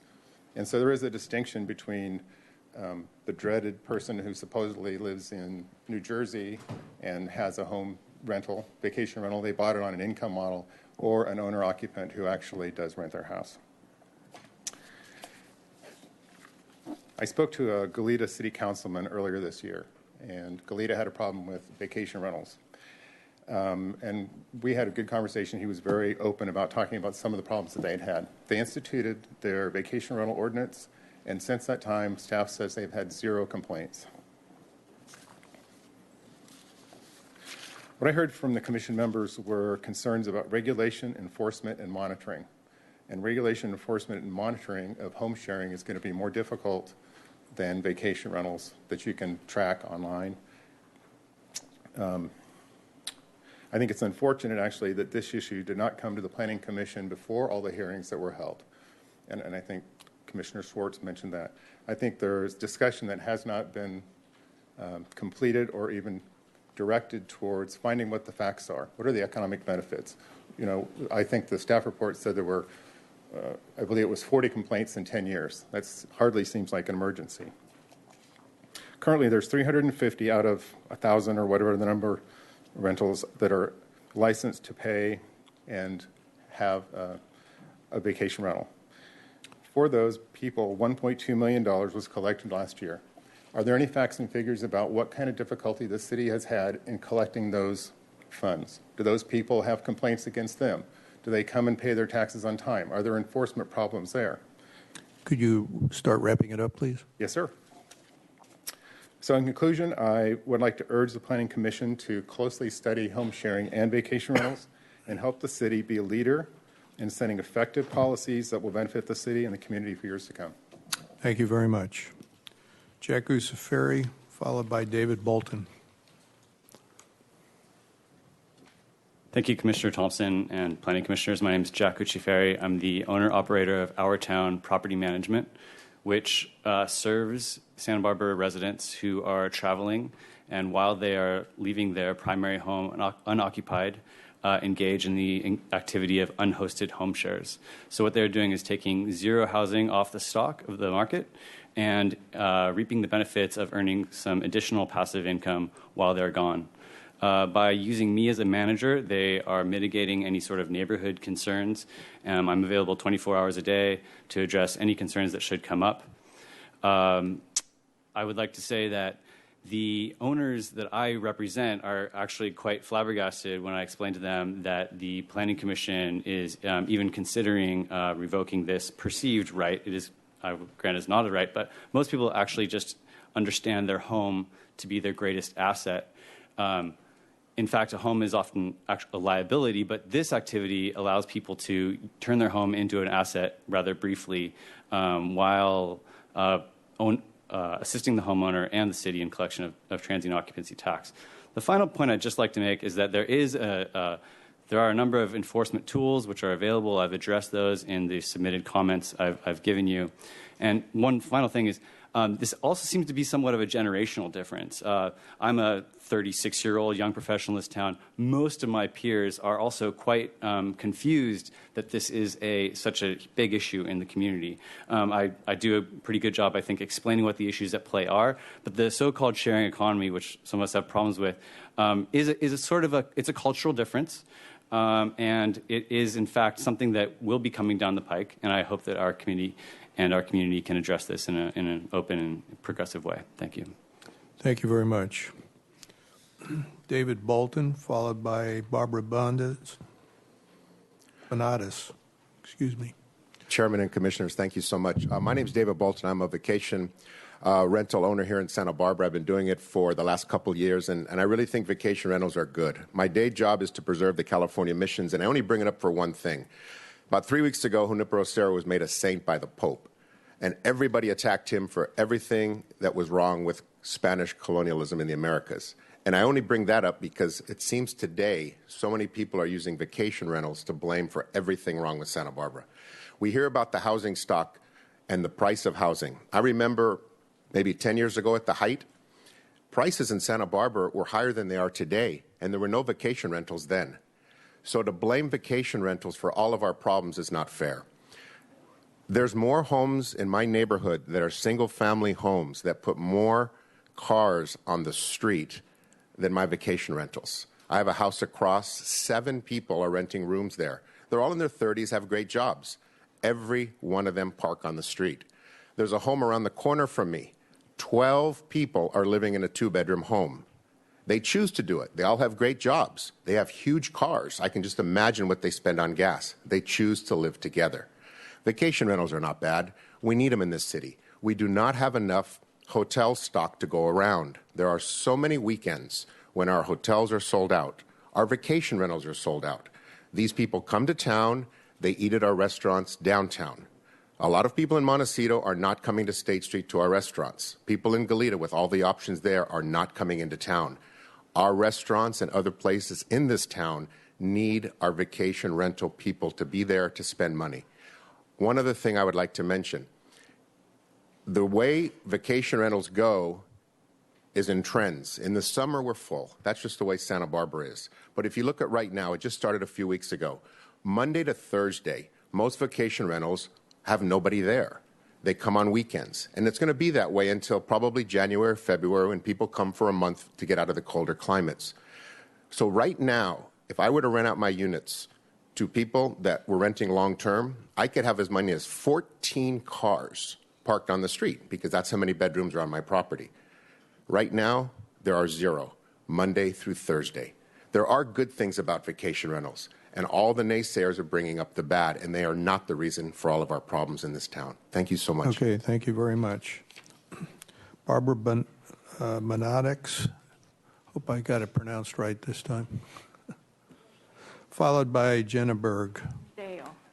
Good afternoon, distinguished members of the Planning Commission. I have been a member of Santa Barbara for over 40 years. My grown children and their families are also living and working in this community. We, along with other permanent residents, feel that the communal life of the city is being gradually destroyed by the penchant for tourist dollars. Now this onslaught of short-term renters changes the entire character of a residential neighborhood. And when I say renters, I mean the key thing is short-term. The difference is not 29 versus 30 days. The difference is 1 night, 2 nights, 1 week versus 30 days. I lived across the street from a vacation rental. The comings and goings of travelers at all hours of the day or night is the hallmark of a motel environment. It is to be expected in commercial zones. But once you turn a private residence into a commercial enterprise, it is no longer an area of family-oriented, permanent people who are connected to one another and who deeply care about the future of this city and its environment. The failure of enforcing the wise, very wise zoning laws that were already in place has already shown, it seems to me, shows a disregard for the people who expect their homes to be a retreat from the hustle and bustle of the city proper. I urge you to reinstate and enforce the original zoning laws, which disallow commercial business in residential neighborhoods. Thank you. Thank you. Jenna Berg, followed by Kip Young.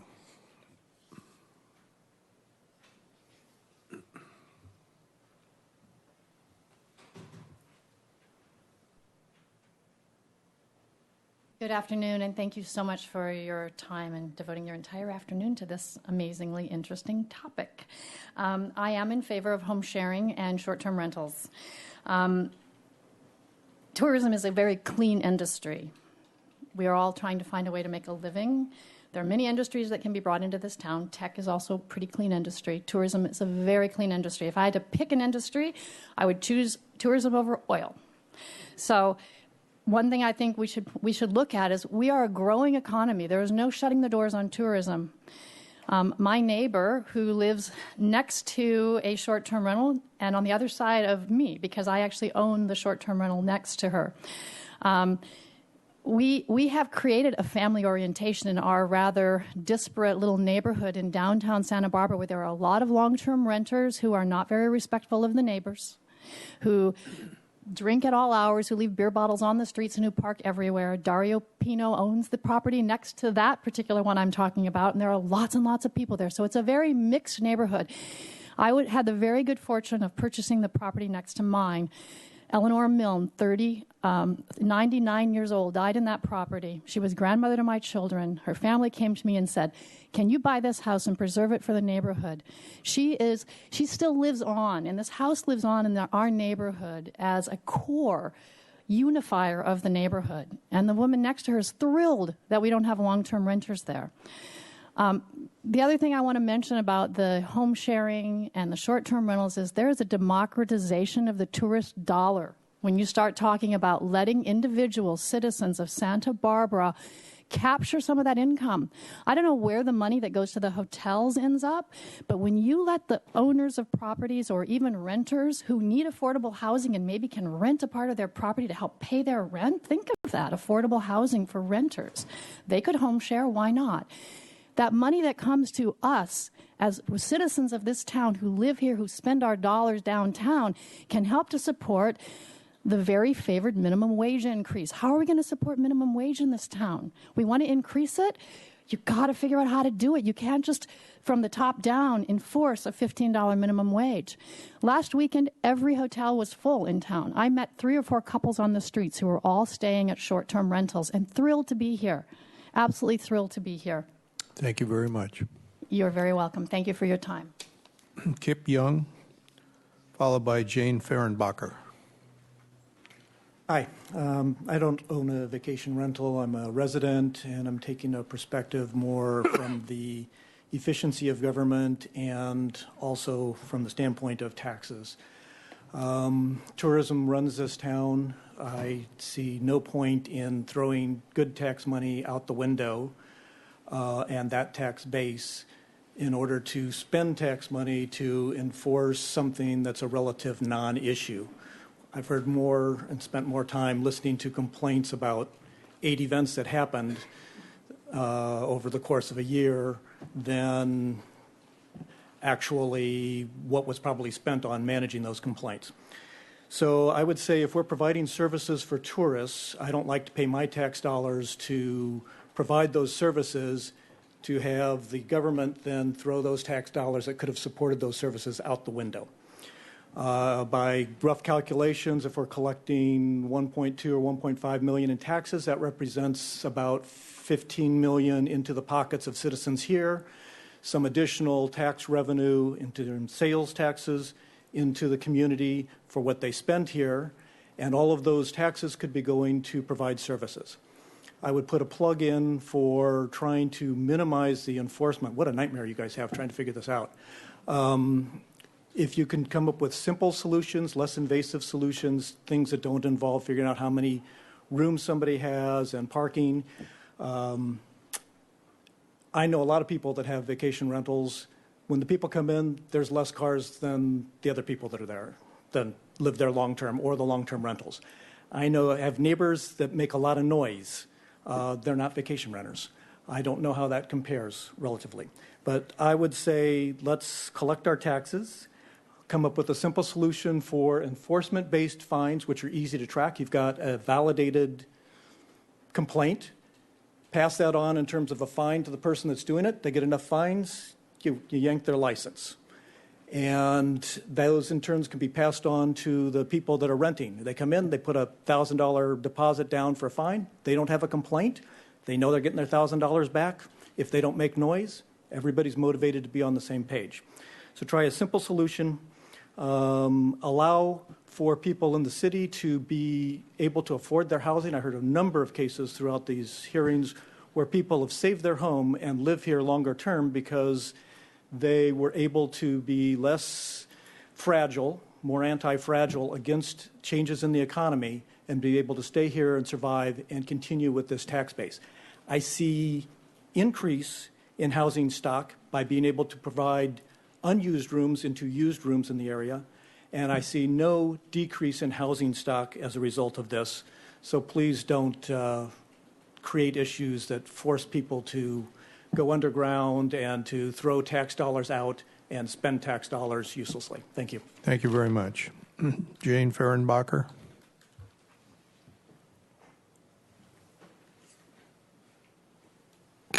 Good afternoon. Thank you for listening. I'm here to speak for myself and for my daughter, who did send a letter in. I have lived in Santa Barbara. I think I might get the prize for speakers, 48 years. I've been a homeowner in Santa Barbara. And during that time, I have had short-term rentals, but most of mine have been foreign students. And I, of course, lived at the house. But more recently, I moved to a smaller home, and I have had, through family friends, I don't go, what are the agencies called, VRBO or those? I don't do that, but maybe twice a year, once a year. A friend of a friend and somebody will come back 2 years later and say, can we come again in August? All right. So there's absolutely no issues. And I think for those issues, those homes where trouble is caused, as other speakers have said, something can be done about that. Don't throw the baby out with the bathwater. It's too good to spoil. I really believe that. And I wanted to say one thing about my daughter. Nobody's really kind of brought this up. Did I say I have 8 children? Anyway, one of my daughters, 4 of them have homes in Santa Barbara. And one of them, I'll read just this paragraph. As a Santa Barbara homeowner, I'm in support of modifying the new city regulations regarding home sharing. The best way to explain why is to tell my situation, because there are many hosts in my same situation. I grew up in Santa Barbara. Most of my family lives here. Because my husband has to work in another state, however, I can't make it our full-time home. So they're fortunate enough to have a small home here in town where we spend half the year with family and old friends. At least 1 or 2 weeks a month she comes out. But in the meantime, they can use their home. She said, sometimes we used to leave it empty between visits, but things kept happening, random pipe leakages in the yard or house, et cetera, et cetera.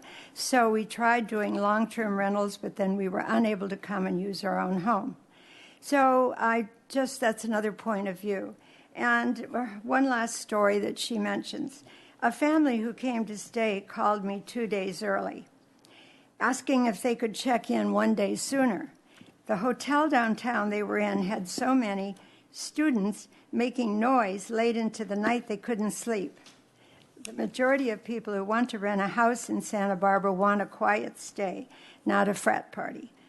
It is simple to choose who comes to my house. A hotel owner has a lot less control. Thank you very much. Are there any other speakers that didn't submit a speaker slip? And did Kathy Henry or Greg Merrill come back? Okay, we'll close the public testimony. Staff, any final comments before the commission discusses the item? None? I'll mention to everybody that the recording of this meeting will be on the city's website this evening if anybody wants to review it again. So back to the commission for comments and feedback to the staff on the 3 issues they'd like feedback on. More questions, okay. Commissioner Schwartz, more questions. Thank you, Mr. Chair. On this topic of less than 30 days being the period in question, could staff or the city attorney's office comment on, if not how that came about, is that germane today? Is there some set of considerations we should look at as to why this number or less than that number is still applicable or is germane to our consideration? Mr. Chair and Commissioner Schwartz, I can start this if Mr. Vincent wants to finish. I'm not sure, but it comes directly from the definition of hotel in the zoning ordinance. It explicitly says for stays less than 30 days. So that's why that exact trigger number is used. if we or the council wanted to contemplate a different period of time and such an ordinance, we would really need to revisit a number of other ordinance changes. That's what I'm getting from you, That's Ms. correct. Brooke. Okay, that was one question I had. The other is about the volume that we're talking about, the universe of potential home shares. And I was hearing Councilmember Hart comment, and I wanted to see if this is correct, that maybe this is just on short-term vacation rentals. 2/3 of the rentals are not only not following the city ordinance, but not paying TOT and the business license fee. So if 1,000 is just the totality of what we know, or is that the totality paying TOT and business license? And are we looking at, two-thirds of that on top of the 1,000 in terms of really looking at the universe and the potential impacts it might have for us to consider such an ordinance? Commissioner Schwartz, to answer that question, we have just a rough idea of 1,000 or over 1,000 of these units available on listings. We know that there are somewhere around 300, I don't have the exact number, that are paying or have paid TOT. So maybe a third, roughly. Would you say a third? Sounds like. Okay, then my next question is to zoning. And I think it was either Mr. Buell or Ms. Limon forwarded to me some pertinent zoning language. I'm not clear, if we contemplate this, I'm not clear in the total, all of the zones that will be applicable, because it's not just single family. For example, let me go to a couple of examples. So this is page 4 of 27 of what was sent to me. This is the RO restricted office zone, unless I'm not understanding this, which includes any use permitted in the R3, except as otherwise, provided in a subsection. So I don't know if, like, the fine print, we need to go through all the fine print to determine if a number of other zones that don't appear to be our R1, R2, R3 would actually allow then home shares. So that's one. Let me just keep going. I'll give you the total number that I've identified, and you can tell me. So then we have planned unit development zones. And it says here, single family and or two family dwellings, multiple family. So that seems to be another. Then we have SP5 zones, which says right here, number 1, land use, single residential units are allowed. So that's the SP5 zone. And you can see, I mean, Mr. Chair. Veronica Meadows specific plan also includes. Yes, please. Commissioner Maybe the city attorney can explain it under pyramid zoning how that works. Correct. Well, I understand pyramid zoning, but go ahead. Well, the beginning of the answer is our pyramid zoning, but the more specific answer is, as the language that you read, yes, as otherwise excluded within this zone. In other words, the pyramid exists. We can make exceptions so that if the pyramid zoning is allowing for long-term residential uses, we could make an exception for any particular zone that is by reference looking back to the R3.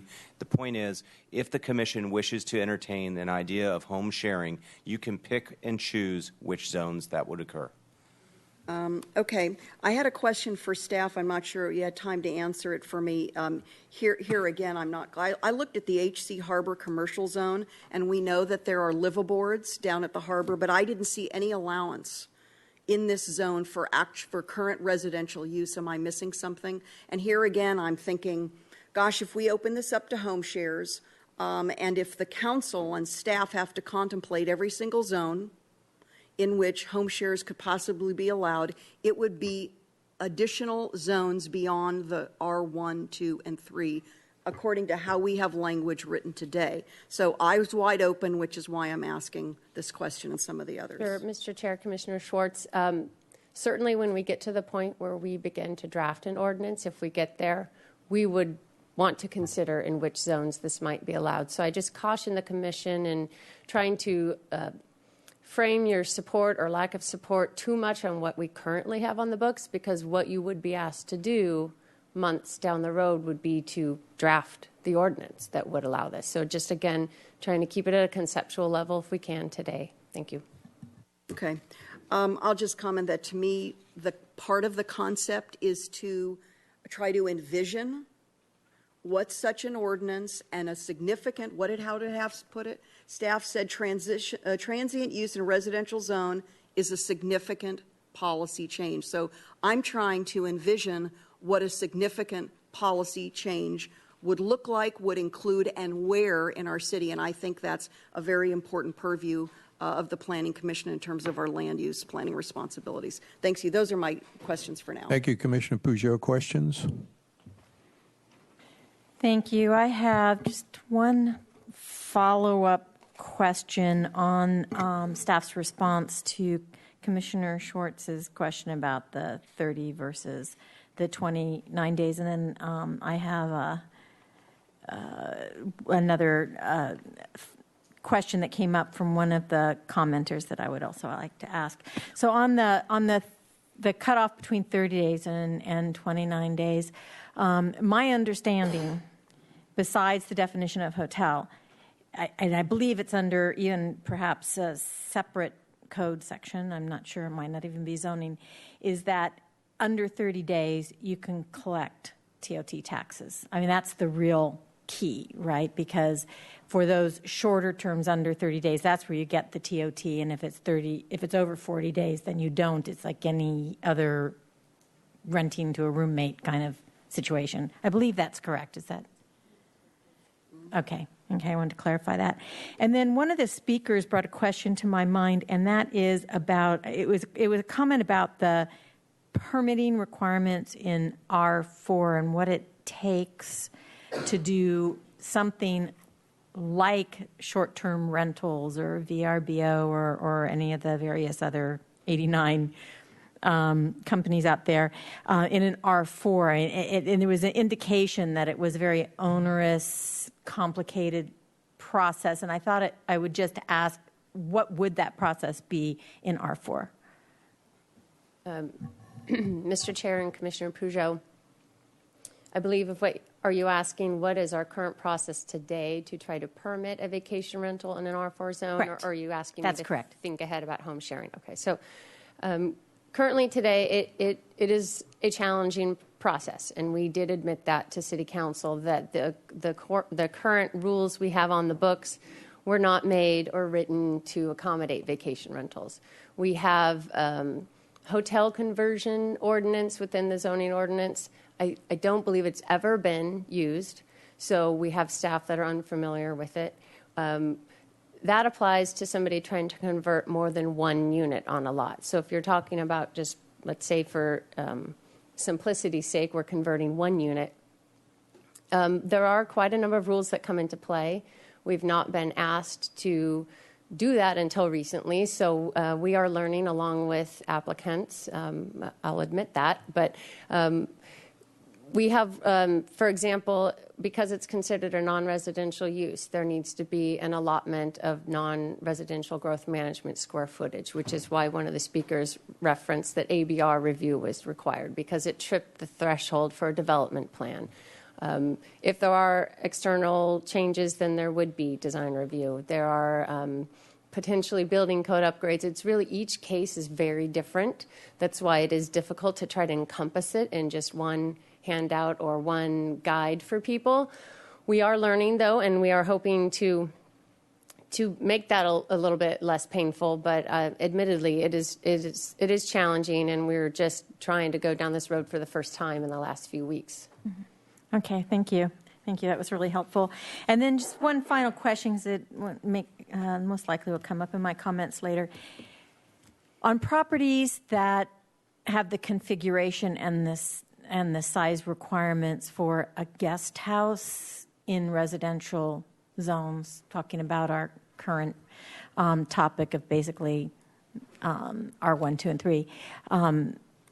Maybe it's only R1, actually. Isn't there a limitation on the number of days someone can actually have someone stay in that guest house, or can someone stay in that guest house all year?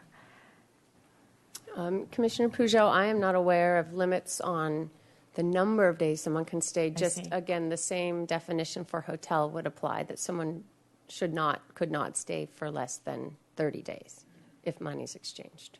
But you can't rent a guest house currently, correct? If it's a legal guest house, you could rent it to a long-term You could. tenant. Oh, I see. Correct. Okay. All right. Thank you. Thank you. Commissioner Campanelli, you have further questions? Questions, if I can. Just to be clear in my mind, today we're talking about home sharing units, home sharing rental. The vacation rentals, even though there's a process to get approval, I'm asking the question, even though there's a process to get approval, they are currently allowed in R4 and all of the commercial zones, is that correct? Just for extreme clarity, most commercial zones. There are some very unique commercial zones where they're not allowed. Okay. But we've been trying to be general when we refer to that. Okay. And then the city council, the direction right now, the feeling of the city council is that's going to stay as currently is allowed. The main question we have before us is in the R1, R2, R3 zones that do not allow vacation rentals. Do we feel that home sharing is appropriate? And later, is that correct, those three? Commissioner Campanella, we haven't explicitly said that you should consider only for those zones. It's really just on a concept basis. You might consider home sharing in only the zones that vacation rentals are allowed, but maybe there's a less arduous process for them.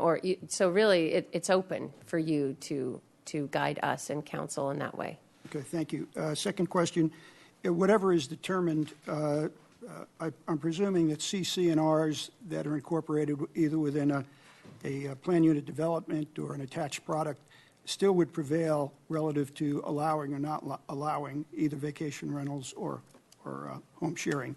They would still take precedent? Mr. Chair, members of the Commission, in general, CC&Rs are not enforced by the city. That would be a matter between the homeowners association and the individual owners within that homeowners association. I'm sorry, I misspoke. To clarify, if we did allow in certain zones the home sharing, and it's not allowed in the CC&Rs of a complex that may be in that zone, they would still have a right to prohibit it, even though by zoning we allowed it. That would be true, yes. Okay, thank you. Sorry I misspoke on that. And last question, on the city of San Luis Obispo and Santa Monica that we're doing comparisons to, there are no, in both cases, there's no vacation rentals allowed at all. Right? And then the homestay and home sharing, as they're defined rentals, are they allowed in all zones or only specific zones? Chair Thompson and Commissioner Campanella, correct to your first question, vacation rentals are prohibited citywide in Santa Monica and San Luis Obispo, and I believe the home share and homestay are allowed anywhere that residential uses are allowed. They're not geographically confined. Thank you. Thank you. Commissioner Lodge, question? Yes, thank you, Mr. Chair. My question, too, that you're asking for a yes or no answer to, asks if planning permits and performance standards or business license and registration. Could you just tell me a little more about what the difference would be between the two? Would it be possible to have performance standards with a more simple business license procedure, or I would like a little expansion on that. Thank you.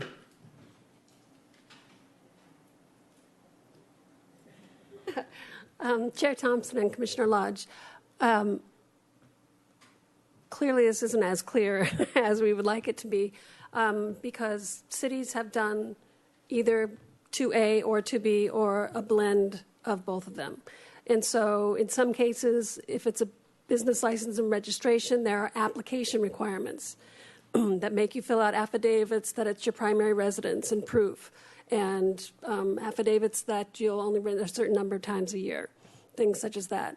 The performance standard permits are more, you're issued a permit and you must comply by these standards or you're subject to enforcement. So it's sort of whether it's at the application intake part or as a operational condition that the city would be responsible for enforcing. Don't know if that clarifies.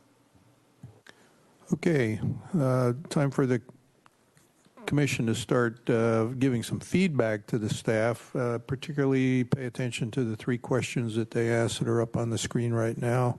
Who'd like to start it off? Commissioner Peugeot. Okay, I'll take a stab at this. In obviously following all the discussions that have taken place at every level on this topic over the last several months, particularly, and in today's hearing as well, this is what I see, that here are the issues, basically the problems we're trying to grapple with. One is the change in the residential character as in any one house, that house being used primarily for residential uses, and the neighborhood being basically a residential family neighborhoods, which is a really true, valid concern. The second is in the environment we have in Santa Barbara with the cost of housing. We have concerns with availability of housing stock, and I would add, I believe that to be particularly in the case where vacation rentals occupy 100% of the use of the property, and there is no basic family or owner relationship with the neighborhood or residency. And also the need to allow people to stay in their houses who have managed to find housing in a difficult, expensive community. And we've heard some of those stories today, and there was one particular speaker who mentioned that she is widowed and it allows her to bring in the additional income she needs, but still allows her family to come in and stay with her when needed as well, which is, different than having a long-term roommate situation. And I think that's also a very valid issue. We also heard about basically nuisances, noise, concerns that are difficult to address if there isn't a responsible person to contact. All valid. I might also add parties and lighting and that kind of thing too would fall in that category.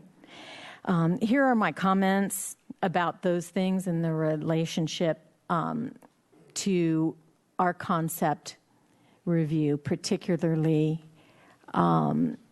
in this case, I'm addressing in this one items 1 and 3. Is the concept of home sharing worth pursuing, and should the host be present in the home? Those are 2 items that are connected for me. I just start to say that there's a very basic premise in land use planning and zoning, and that has to do with the difference between a primary use and an ancillary use. So when we designate our zones and we designated uses, we look in concept and in principle to what we want that primary use to be. But in each of those zones, there are a plethora of ancillary small uses that are just develop along the way as being kind of a part of the whole ball of wax of what comes with that particular use. For example, in residential zones, it's primarily residential, but we do allow home occupations. We allow a certain number of garage sales. There's, from time to time, under a conditional use permit, an additional allowable use with a higher level process that can take place given the right circumstances, even in a residential zone. We're even looking now, I think, in our zoning ordinance of some locations where we could have small garden or corner markets in or on the edge of a residential zone. And those are all uses that, even though the primary use is residential, we know come along with just family life and being part of a community, and they don't overwhelm the main use. And that's an important premise and an important one for me in my view of this concept ordinance. And outside of what we might find in a zoning ordinance, there are also, in addition to what we've been talking about today in terms of vacation rentals and potentially homestays, there are other kinds of arrangements that take place in homes that cause perhaps a few days a year the house maybe not being occupied by an owner. Like, for example, some people do home exchanges where the owner exchanges a house in another community for that person's stay in their home, which might be in Santa Barbara. When people go on vacation, sometimes they hire dog sitters to come stay in their house, or they have other people come and stay in their house just so it's not empty while they're on vacation. Those things are all understood to be within the bounds of what the residential use is. And I'm going into this detail because, to me, there's a tremendous difference between basically what I would think of as an empty house that gets rented out most of the time for a vacation rental and a house that is primarily owner-occupied or tenant-occupied, and for a couple of weeks a year, maybe it's 3 weeks, I don't know what the number is, but for a short period of time while they're on vacation, they're entrusting their home, either for pay or without pay, to someone that's going to come in and stay there using their furniture, their kitchen supplies, whether they're hosted on premise or not. To me, the key issue is that it's short-term and ancillary to the primary use, and that, 2, there's enough in terms of controls, contact information, performance measures, so that there's someone always available, as one gentleman added, 24/7 to answer questions and be available if there's any concerns or problems that arise. I also think that in terms of enforcement, to have performance standards is very, very important in any of these circumstances. So I think you can probably see where I'm going with this. I hope at this point, my comment would be that home sharing and short-term, very short-term, some maximum number of days per year. I don't know if that's a week, 2 weeks, 3 weeks, a month, that would be something to be decided in the future. But something ancillary, even if the host isn't present, to me is acceptable. It's acceptable as long as it comes with a list of performance measure requirements that provide those safeguards that would assure us that those nuisance items would not occur. So that's in concept where I am with this, and whether it's a planning permit or a business license and registration, my guess would be it depends on the list of performance standards that we produce. Some will lend themselves to one type of a permit or another, or maybe it ends up being both in some cases. There's a few on the list that staff provided in their staff report, and there's also a few possible performance standards that are listed in is it open stays? One of the gentlemen that provided a long list of basically how the I think it's called open stays, I'm not sure. But also in one of the letters, we got a long list there too. There's several good ideas in there, some that I think are very, very much workable in terms of performance standards. And I think that that's the direction that I would like to see this ordinance take.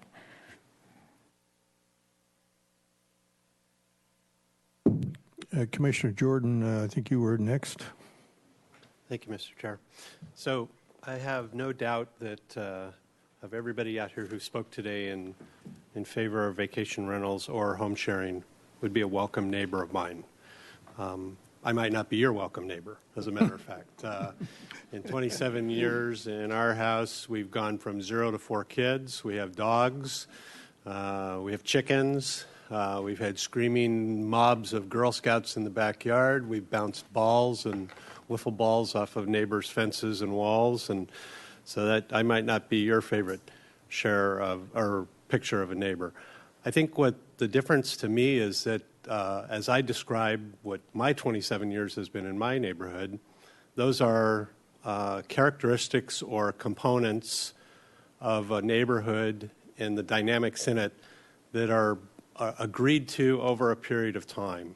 They're blended in over that period of time. They're negotiated with your neighbors, they're rejected, they're accepted, they're modified, and it becomes part of the neighborhood dynamic. What we're talking about today in home sharing could be, and vacation rentals I don't think could be at all, but the difference between the two is that people are coming and going and bringing those same type of consequences over a much more focused time. It's not a 30-day period, just as the one speaker said. It's a 2-night, 3-night, or 1-week period followed by another period with a different set of constraints or consequences. So my answer to the first question is no, for those reasons. And if this was to migrate to the second question, get that far, because there were more yeses than nos, I agree that the devil are in the details of how you're going to measure what's what constitutes a successful set of measurements versus not. I'm reluctant, or I'm apprehensive that this goes the way of some, if you got to the second part and you developed some criteria there, that it goes the way of say a CUP, where we don't anticipate things just because it's brand new and now we've got an issue where we allowed somebody to do something under a certain set of guidelines. They're vested, so to speak, but we didn't anticipate a situation that might occur, and now we can't take that away from them, even though there's an obvious negative consequence. So, the devil are in the details. I say no to the first question because I don't think the second question can be handled. I don't think you can enforce this situation. The caveat to that, I think, is in my perfect world, is, people have mentioned here we're going to drive it underground. It's already underground. You're not asked. We're not changing anything today. The situation on the street right now is that it is not an acceptable use in a single-family neighborhood. So it is already underground, and in my perfect world, I think it should continue underground with good quality management, with good relations between the neighbors. And if it rises to the level of complaints, it gets dealt with. I'm not interested in putting any of you out of business. I'd like to see you stay in business, be compatible with your neighbors, be compatible with your neighborhoods, despite the fact that you don't have an ordinance that allows you to do so. And I think that puts the burden on the operations, you sitting out there in the seats, to do a good job and have those relationships with your neighbors and not change the character of the neighborhood. If we got to number 3, if we possibly got by the first 2 questions and got to the third question on what my definition would look like for home sharing, I think it's definitely a person in the house. And you already heard one of my questions to Scott on what's a house? If I separate off my house and make it into 2 houses that still meets the city's definition of one dwelling, does that still put me in the house, even though they might be coming and going through a separate entrance? There's no kitchen. I know the zoning ordinance has a whole list of considerations there after kitchen, and interior lockable doors is only one of them. But I don't really know how that would be applied. Because I've already heard rumblings that people would take a large house and separate the house, keep it one dwelling. You would still then be able to run it as a home sharing operation, but you would have people independently coming and going, and I think that doesn't qualify for my picture. The young lady sitting there with the flower is my picture of a home sharing operation, the way she described it, always there.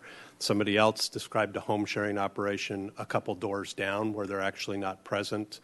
Somebody else described it as I might be gone and there should be a management company in charge, but I'm home sharing. I don't think that's home sharing either. I think if you got to that question, it would definitely be somebody in the house. Just because I get to pontificate on this too, off on a tangent, I think in my opinion, the origination of TOT is that other than just the city's desire to drive revenues, is there's actually a burden that the city faces on tourism, and TOT helps us mitigate that burden. We have people coming and going. We have more than the residences using our infrastructure and our services, and that TOT then helps alleviate that. I don't think there's any nexus between the cottage industry of home sharing, as kind of we're trying to describe it, and TOT. My personal opinion is that home sharing, as I envision it, welcoming a foreign exchange student to an English school for 3 weeks into our house, let's use an example, and collecting money for that, I don't think that puts a burden on the city of Santa Barbara to the extent that somebody who's doing that should be paying TOT also. It doesn't rise to that level of the same type of consideration as a person running a hotel with and generating people and people and people constantly coming into town. I agree with the speakers that home sharing in particular is not very relevant to the loss of housing stock. I think home sharing actually has benefits to that, or it could have benefits. I know we're not talking about vacation rentals, but I have the opposite opinion on vacation rentals. I think it definitely affects housing stock.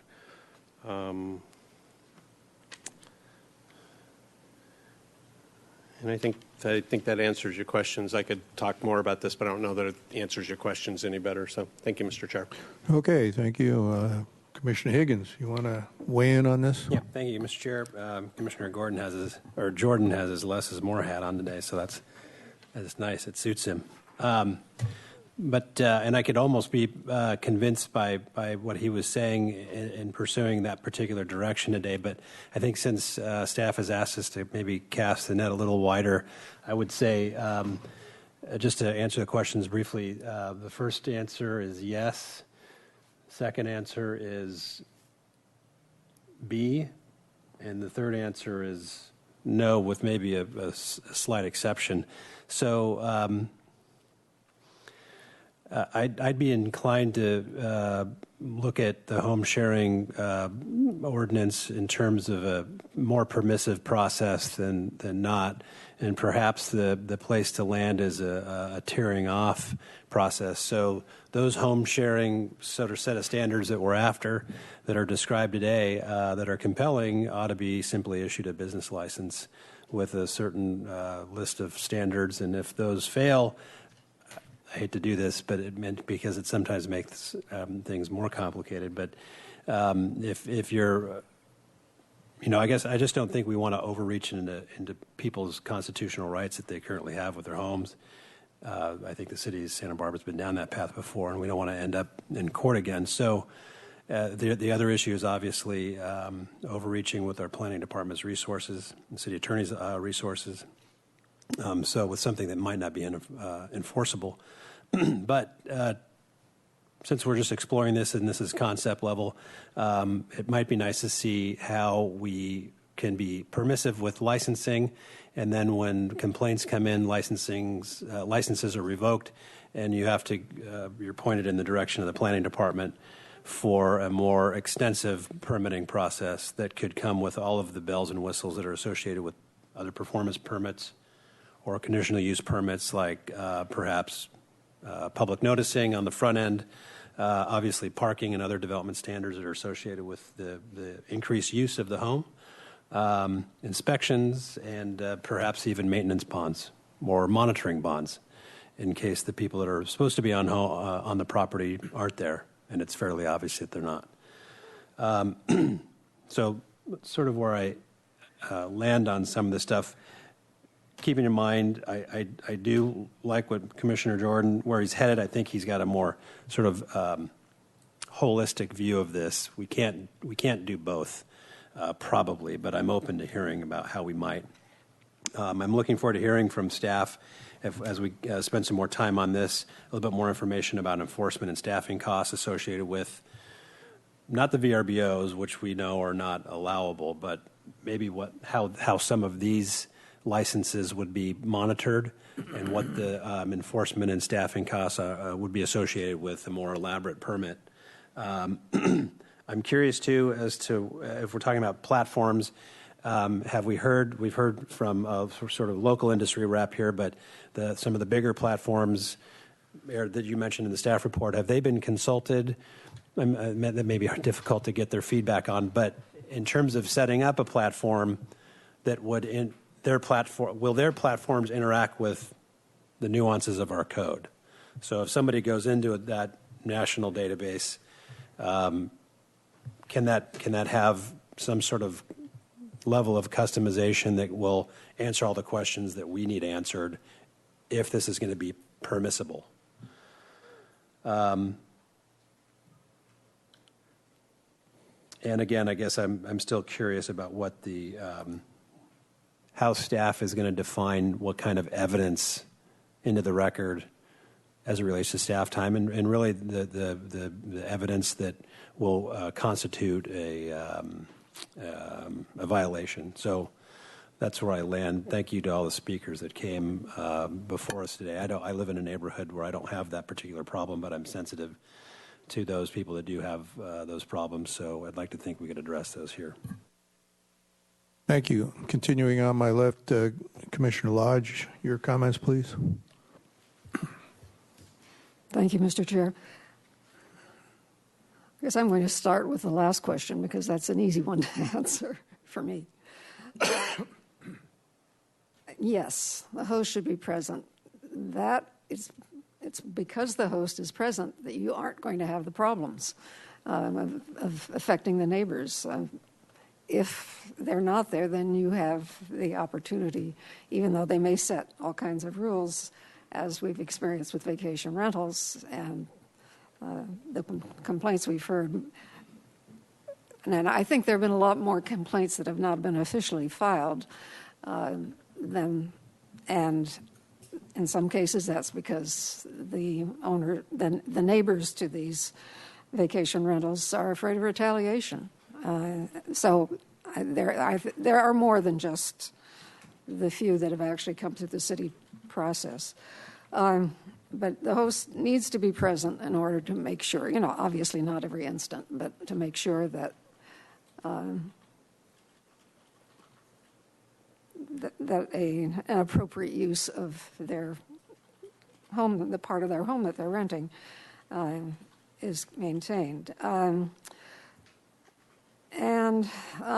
on two, I think perhaps a combination of A and B, perhaps leaning a little more toward A, that there do need to be standards for operation. Then the first question, is it worth pursuing? That's where I have problems because it seems it's so difficult to enforce the cities that have had them. On the other hand, I know how much people like being able to do homestays, not just the owners, but the people who come and stay. It's a very nice way for people to stay usually at a lower cost in a community and to have a more personal experience when they come visit.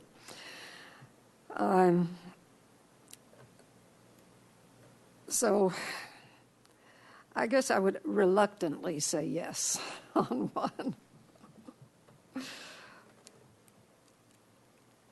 Thank you. Thank you. Commissioner Schwartz, comments? Mr. Campanella was first. I'll let him go first. Okay. Commissioner Campanella. Thank you. Let's see. As the concept we're pursuing, I say yes. I say yes, number one, where they match, being in the same zones and under the same conditions as vacation rentals. Okay, so I'm sort of bifurcating this out between where vacation rentals are currently allowed and where they're not, relative to my recommendations. So I'd say yes, and one of the reasons for yes, I think, is that it's a temporary use of a residence. It's one that can convert back based on seasonality. I think if a number of the letters we received, people wish to have their places open when their kids came back or when they went on vacation themselves, shut the house down. There are certain times that they would like to have people visiting them. So it gives flexibility. You don't permanently or even long-term change the use of the property as you would with a hotel, motel, or even a vacation rental that's owned for investment purposes. So I think it's a less intensive use impact, and I think it's also serving a use. We get statements from the city on transit occupancy taxes, and I don't know how this relates to occupancy. I had asked staff if we can find out the hotel, motel, city of Santa Barbara occupancy by month, how that works. And maybe that's available, maybe it's not. But based on TOT taxes, which is not a true picture because during your peak seasons, you may be charging more or not giving discounts.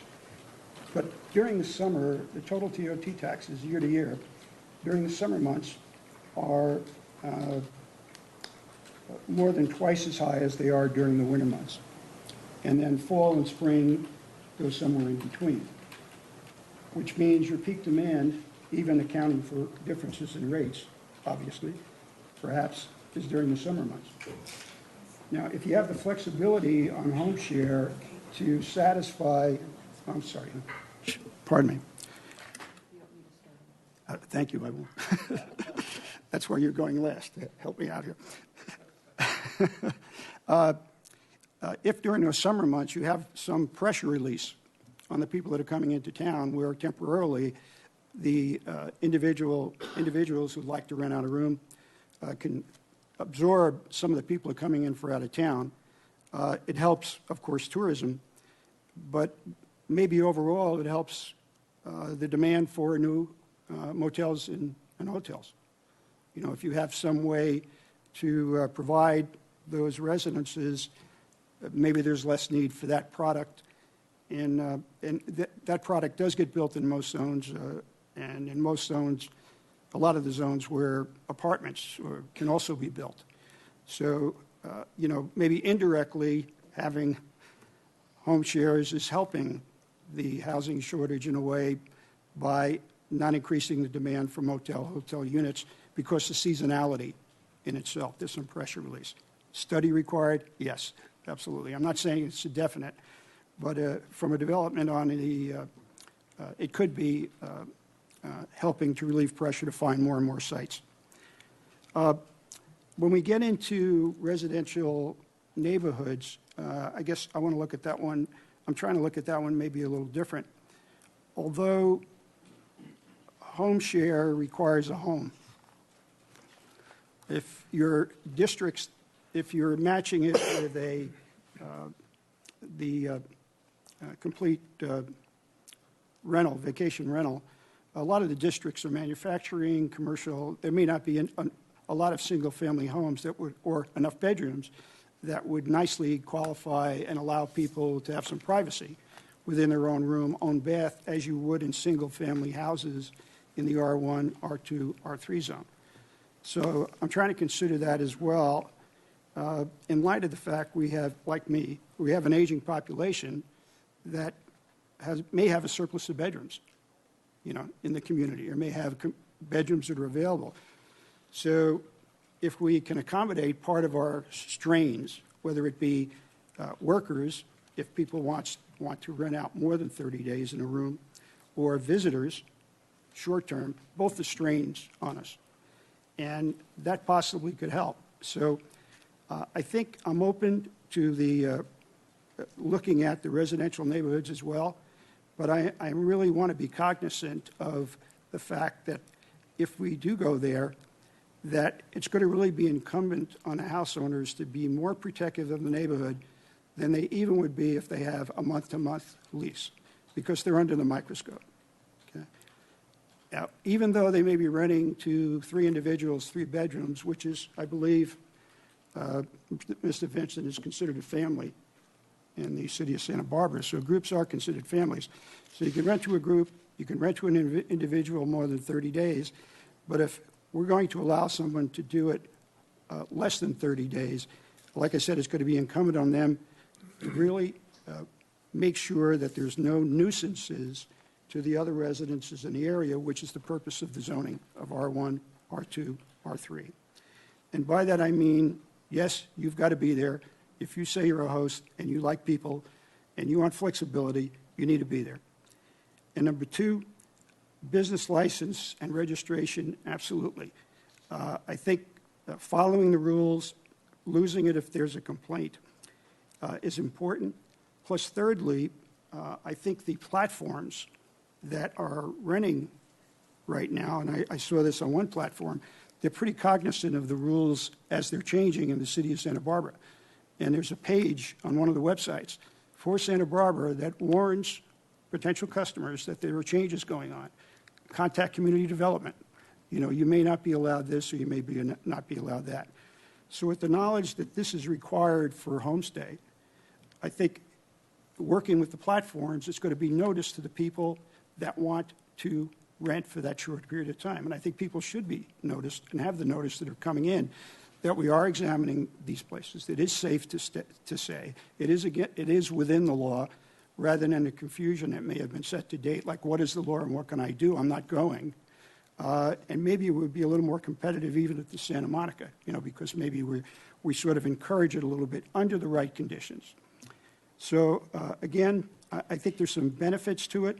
I'd even go into the single-family zoning, assuming that we really control it. So I would be yes on 1. I would be business license and registration definitely on 2. And I would be definite on number 3, which is yes, that the host has to be there. Thank you. Thank you. Commissioner Schwartz now. Thank you, Mr. Chair.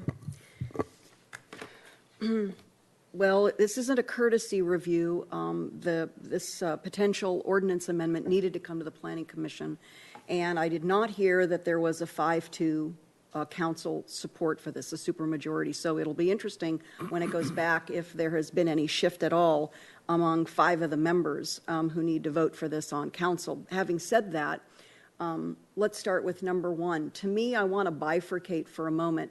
There's the concept of home sharing, and then there's whether home sharing should be pursued in Santa Barbara. And to me, those need to be separated because for me personally, I'm in support of a concept of home sharing. I have personally experienced it, and many people I know have, both domestically and internationally.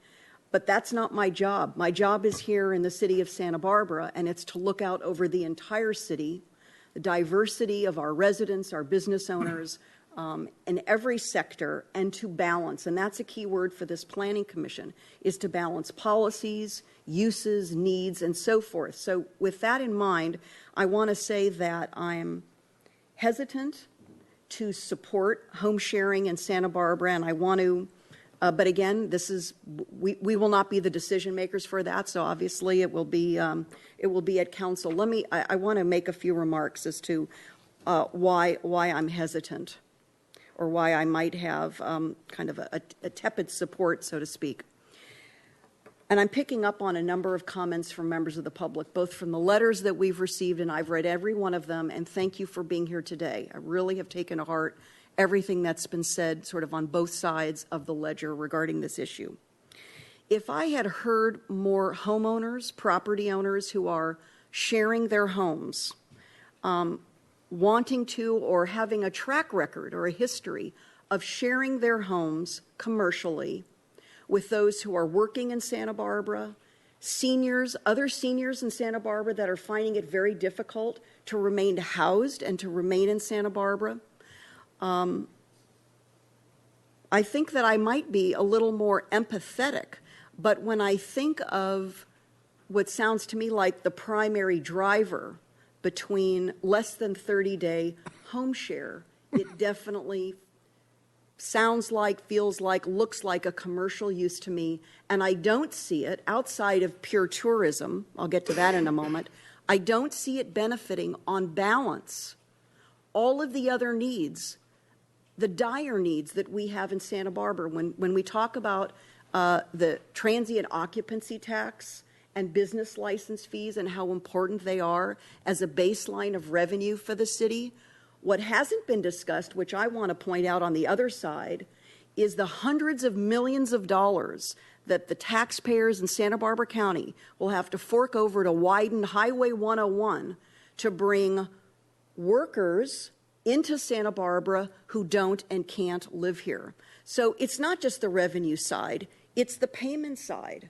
We have to look at both sides, I think, eyes wide open, and factually to ask ourselves on balance, how do we try to accommodate as much as possible in this very constrained area of land that we have between the ocean and the mountains, and we're already 90% built out, and with about 61% of our residents being renters, that is the other factor, I think, for us to consider. So the types of home sharing that I've heard, both in the letters and from the public today, don't give me a sense that there's an interest or a commitment in renting to those who have been working here, who are working here, who have been working and want to retire here, or seniors who have been here a long time and cannot afford to live on their own any longer. I personally receive the calls from desperate people in the community looking for housing who are longtime Santa Barbarans. I'm involved in the nonprofit sector in a number of ways, and I'm acutely aware, for example, with the Housing Authority City of Santa Barbara, we have a 10,000 to 11,000 wait list of those who are desperately trying to find permanent, longer-term housing. So to try to look at the tourism industry as the more important factor here, I think, is not only an oversight, but I'm going to say strongly, this is how I feel, that I think it would be irresponsible of me to just look at the tourism aspect. Councilmember Hart has raised the issue of housing a number of times in public, and that resonates with me. I also want to say that the proliferation of the English language schools and the short-term residential needs of those students in our community, clearly, along with City College, and some members of the public talked about this, those factors are also adding to the housing inventory pressures. Certainly, it's not just either short-term vacation rentals or home sharing or house stays. We have, there's sort of a broader matrix of pressures on our housing inventory but what's coming to the fore are all of these together, kind of bearing down on our limited housing resources, our limited land use. A couple of other thoughts regarding some comments from members of the public.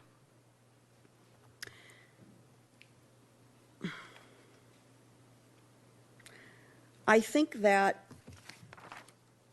if we do go down this path, and again, it will be council's decision, this has to be the most robust, permitting, proactive, yes, proactive, not reactive, complaint-based, monitoring and enforcement program I've ever seen in the city. I don't know how I could support anything other than that, because if we tell our community that we're serious, both on the plus side and understanding the positive deficit side of going in this new policy direction, we are responsible. The buck will stop with us in terms of making sure that the permits go in place, that we're monitoring to number 3, yes, the hosts, and I would actually then ask staff to put together quite an extensive list of all the definitions that need to be very clearly defined. And I'm looking at the first page of our staff report. Home, resident, hosts, visitors.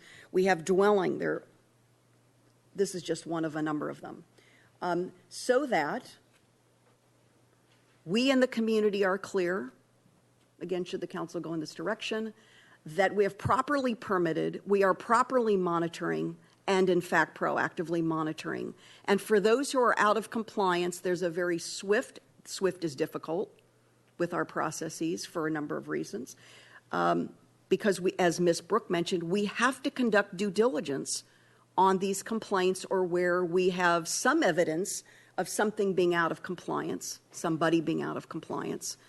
All of that's going to require that here again on the expense side, not the TOT and business license revenue side, we are going to have to beef up, I'm guessing, both planning and city attorney office resources for all of this. That means all of us pay for that.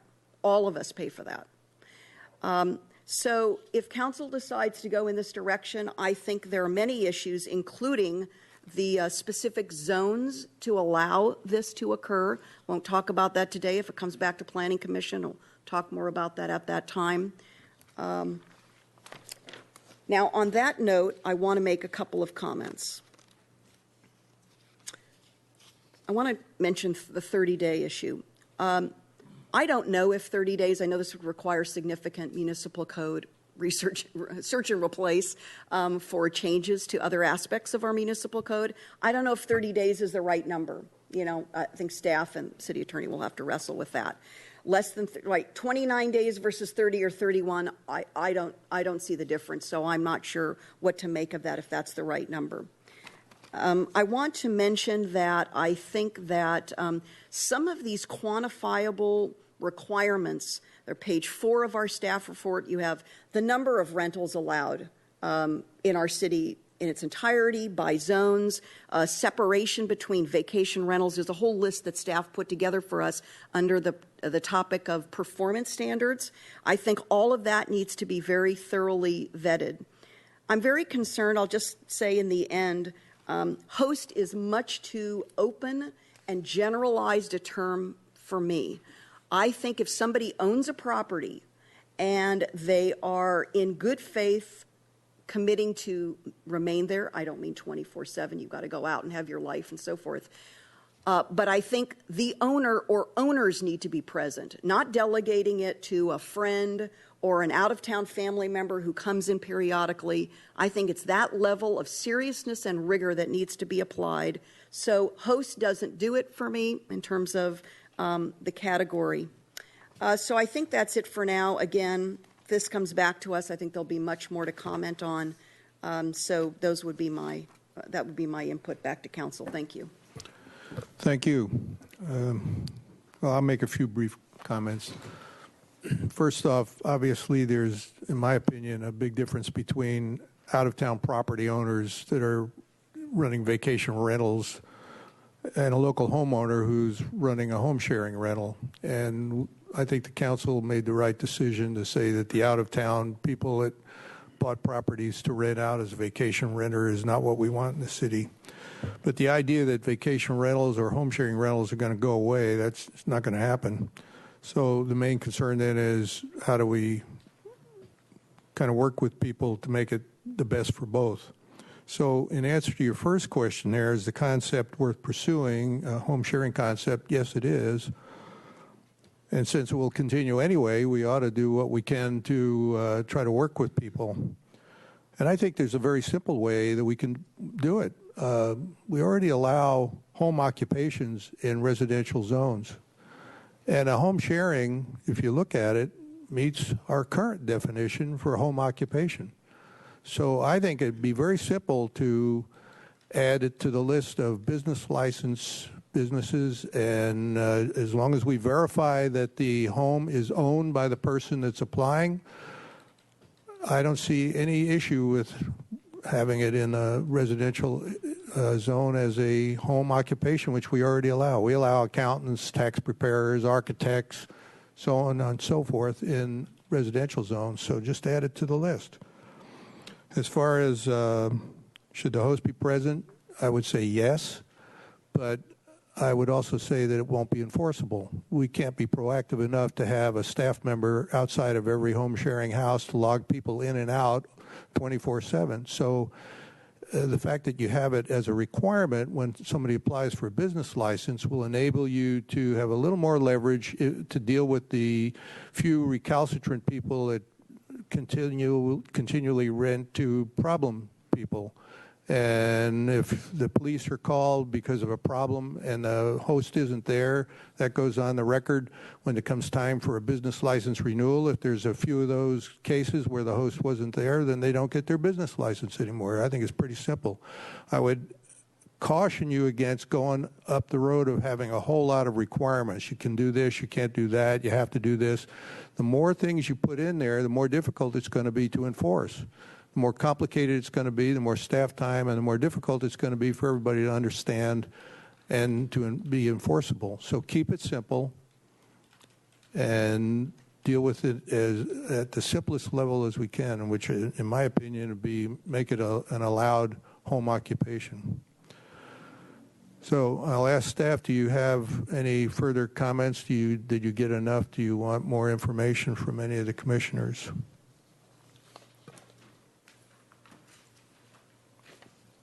No, Mr. Chair, I believe on our side we are good. We do appreciate your time and the thought you put into this. It's very helpful. Thank you. Okay, and as I mentioned, for anybody that wants to review it, it's supposed to be up on the city website this evening. Okay, we'll move along to our administrative agenda at this point.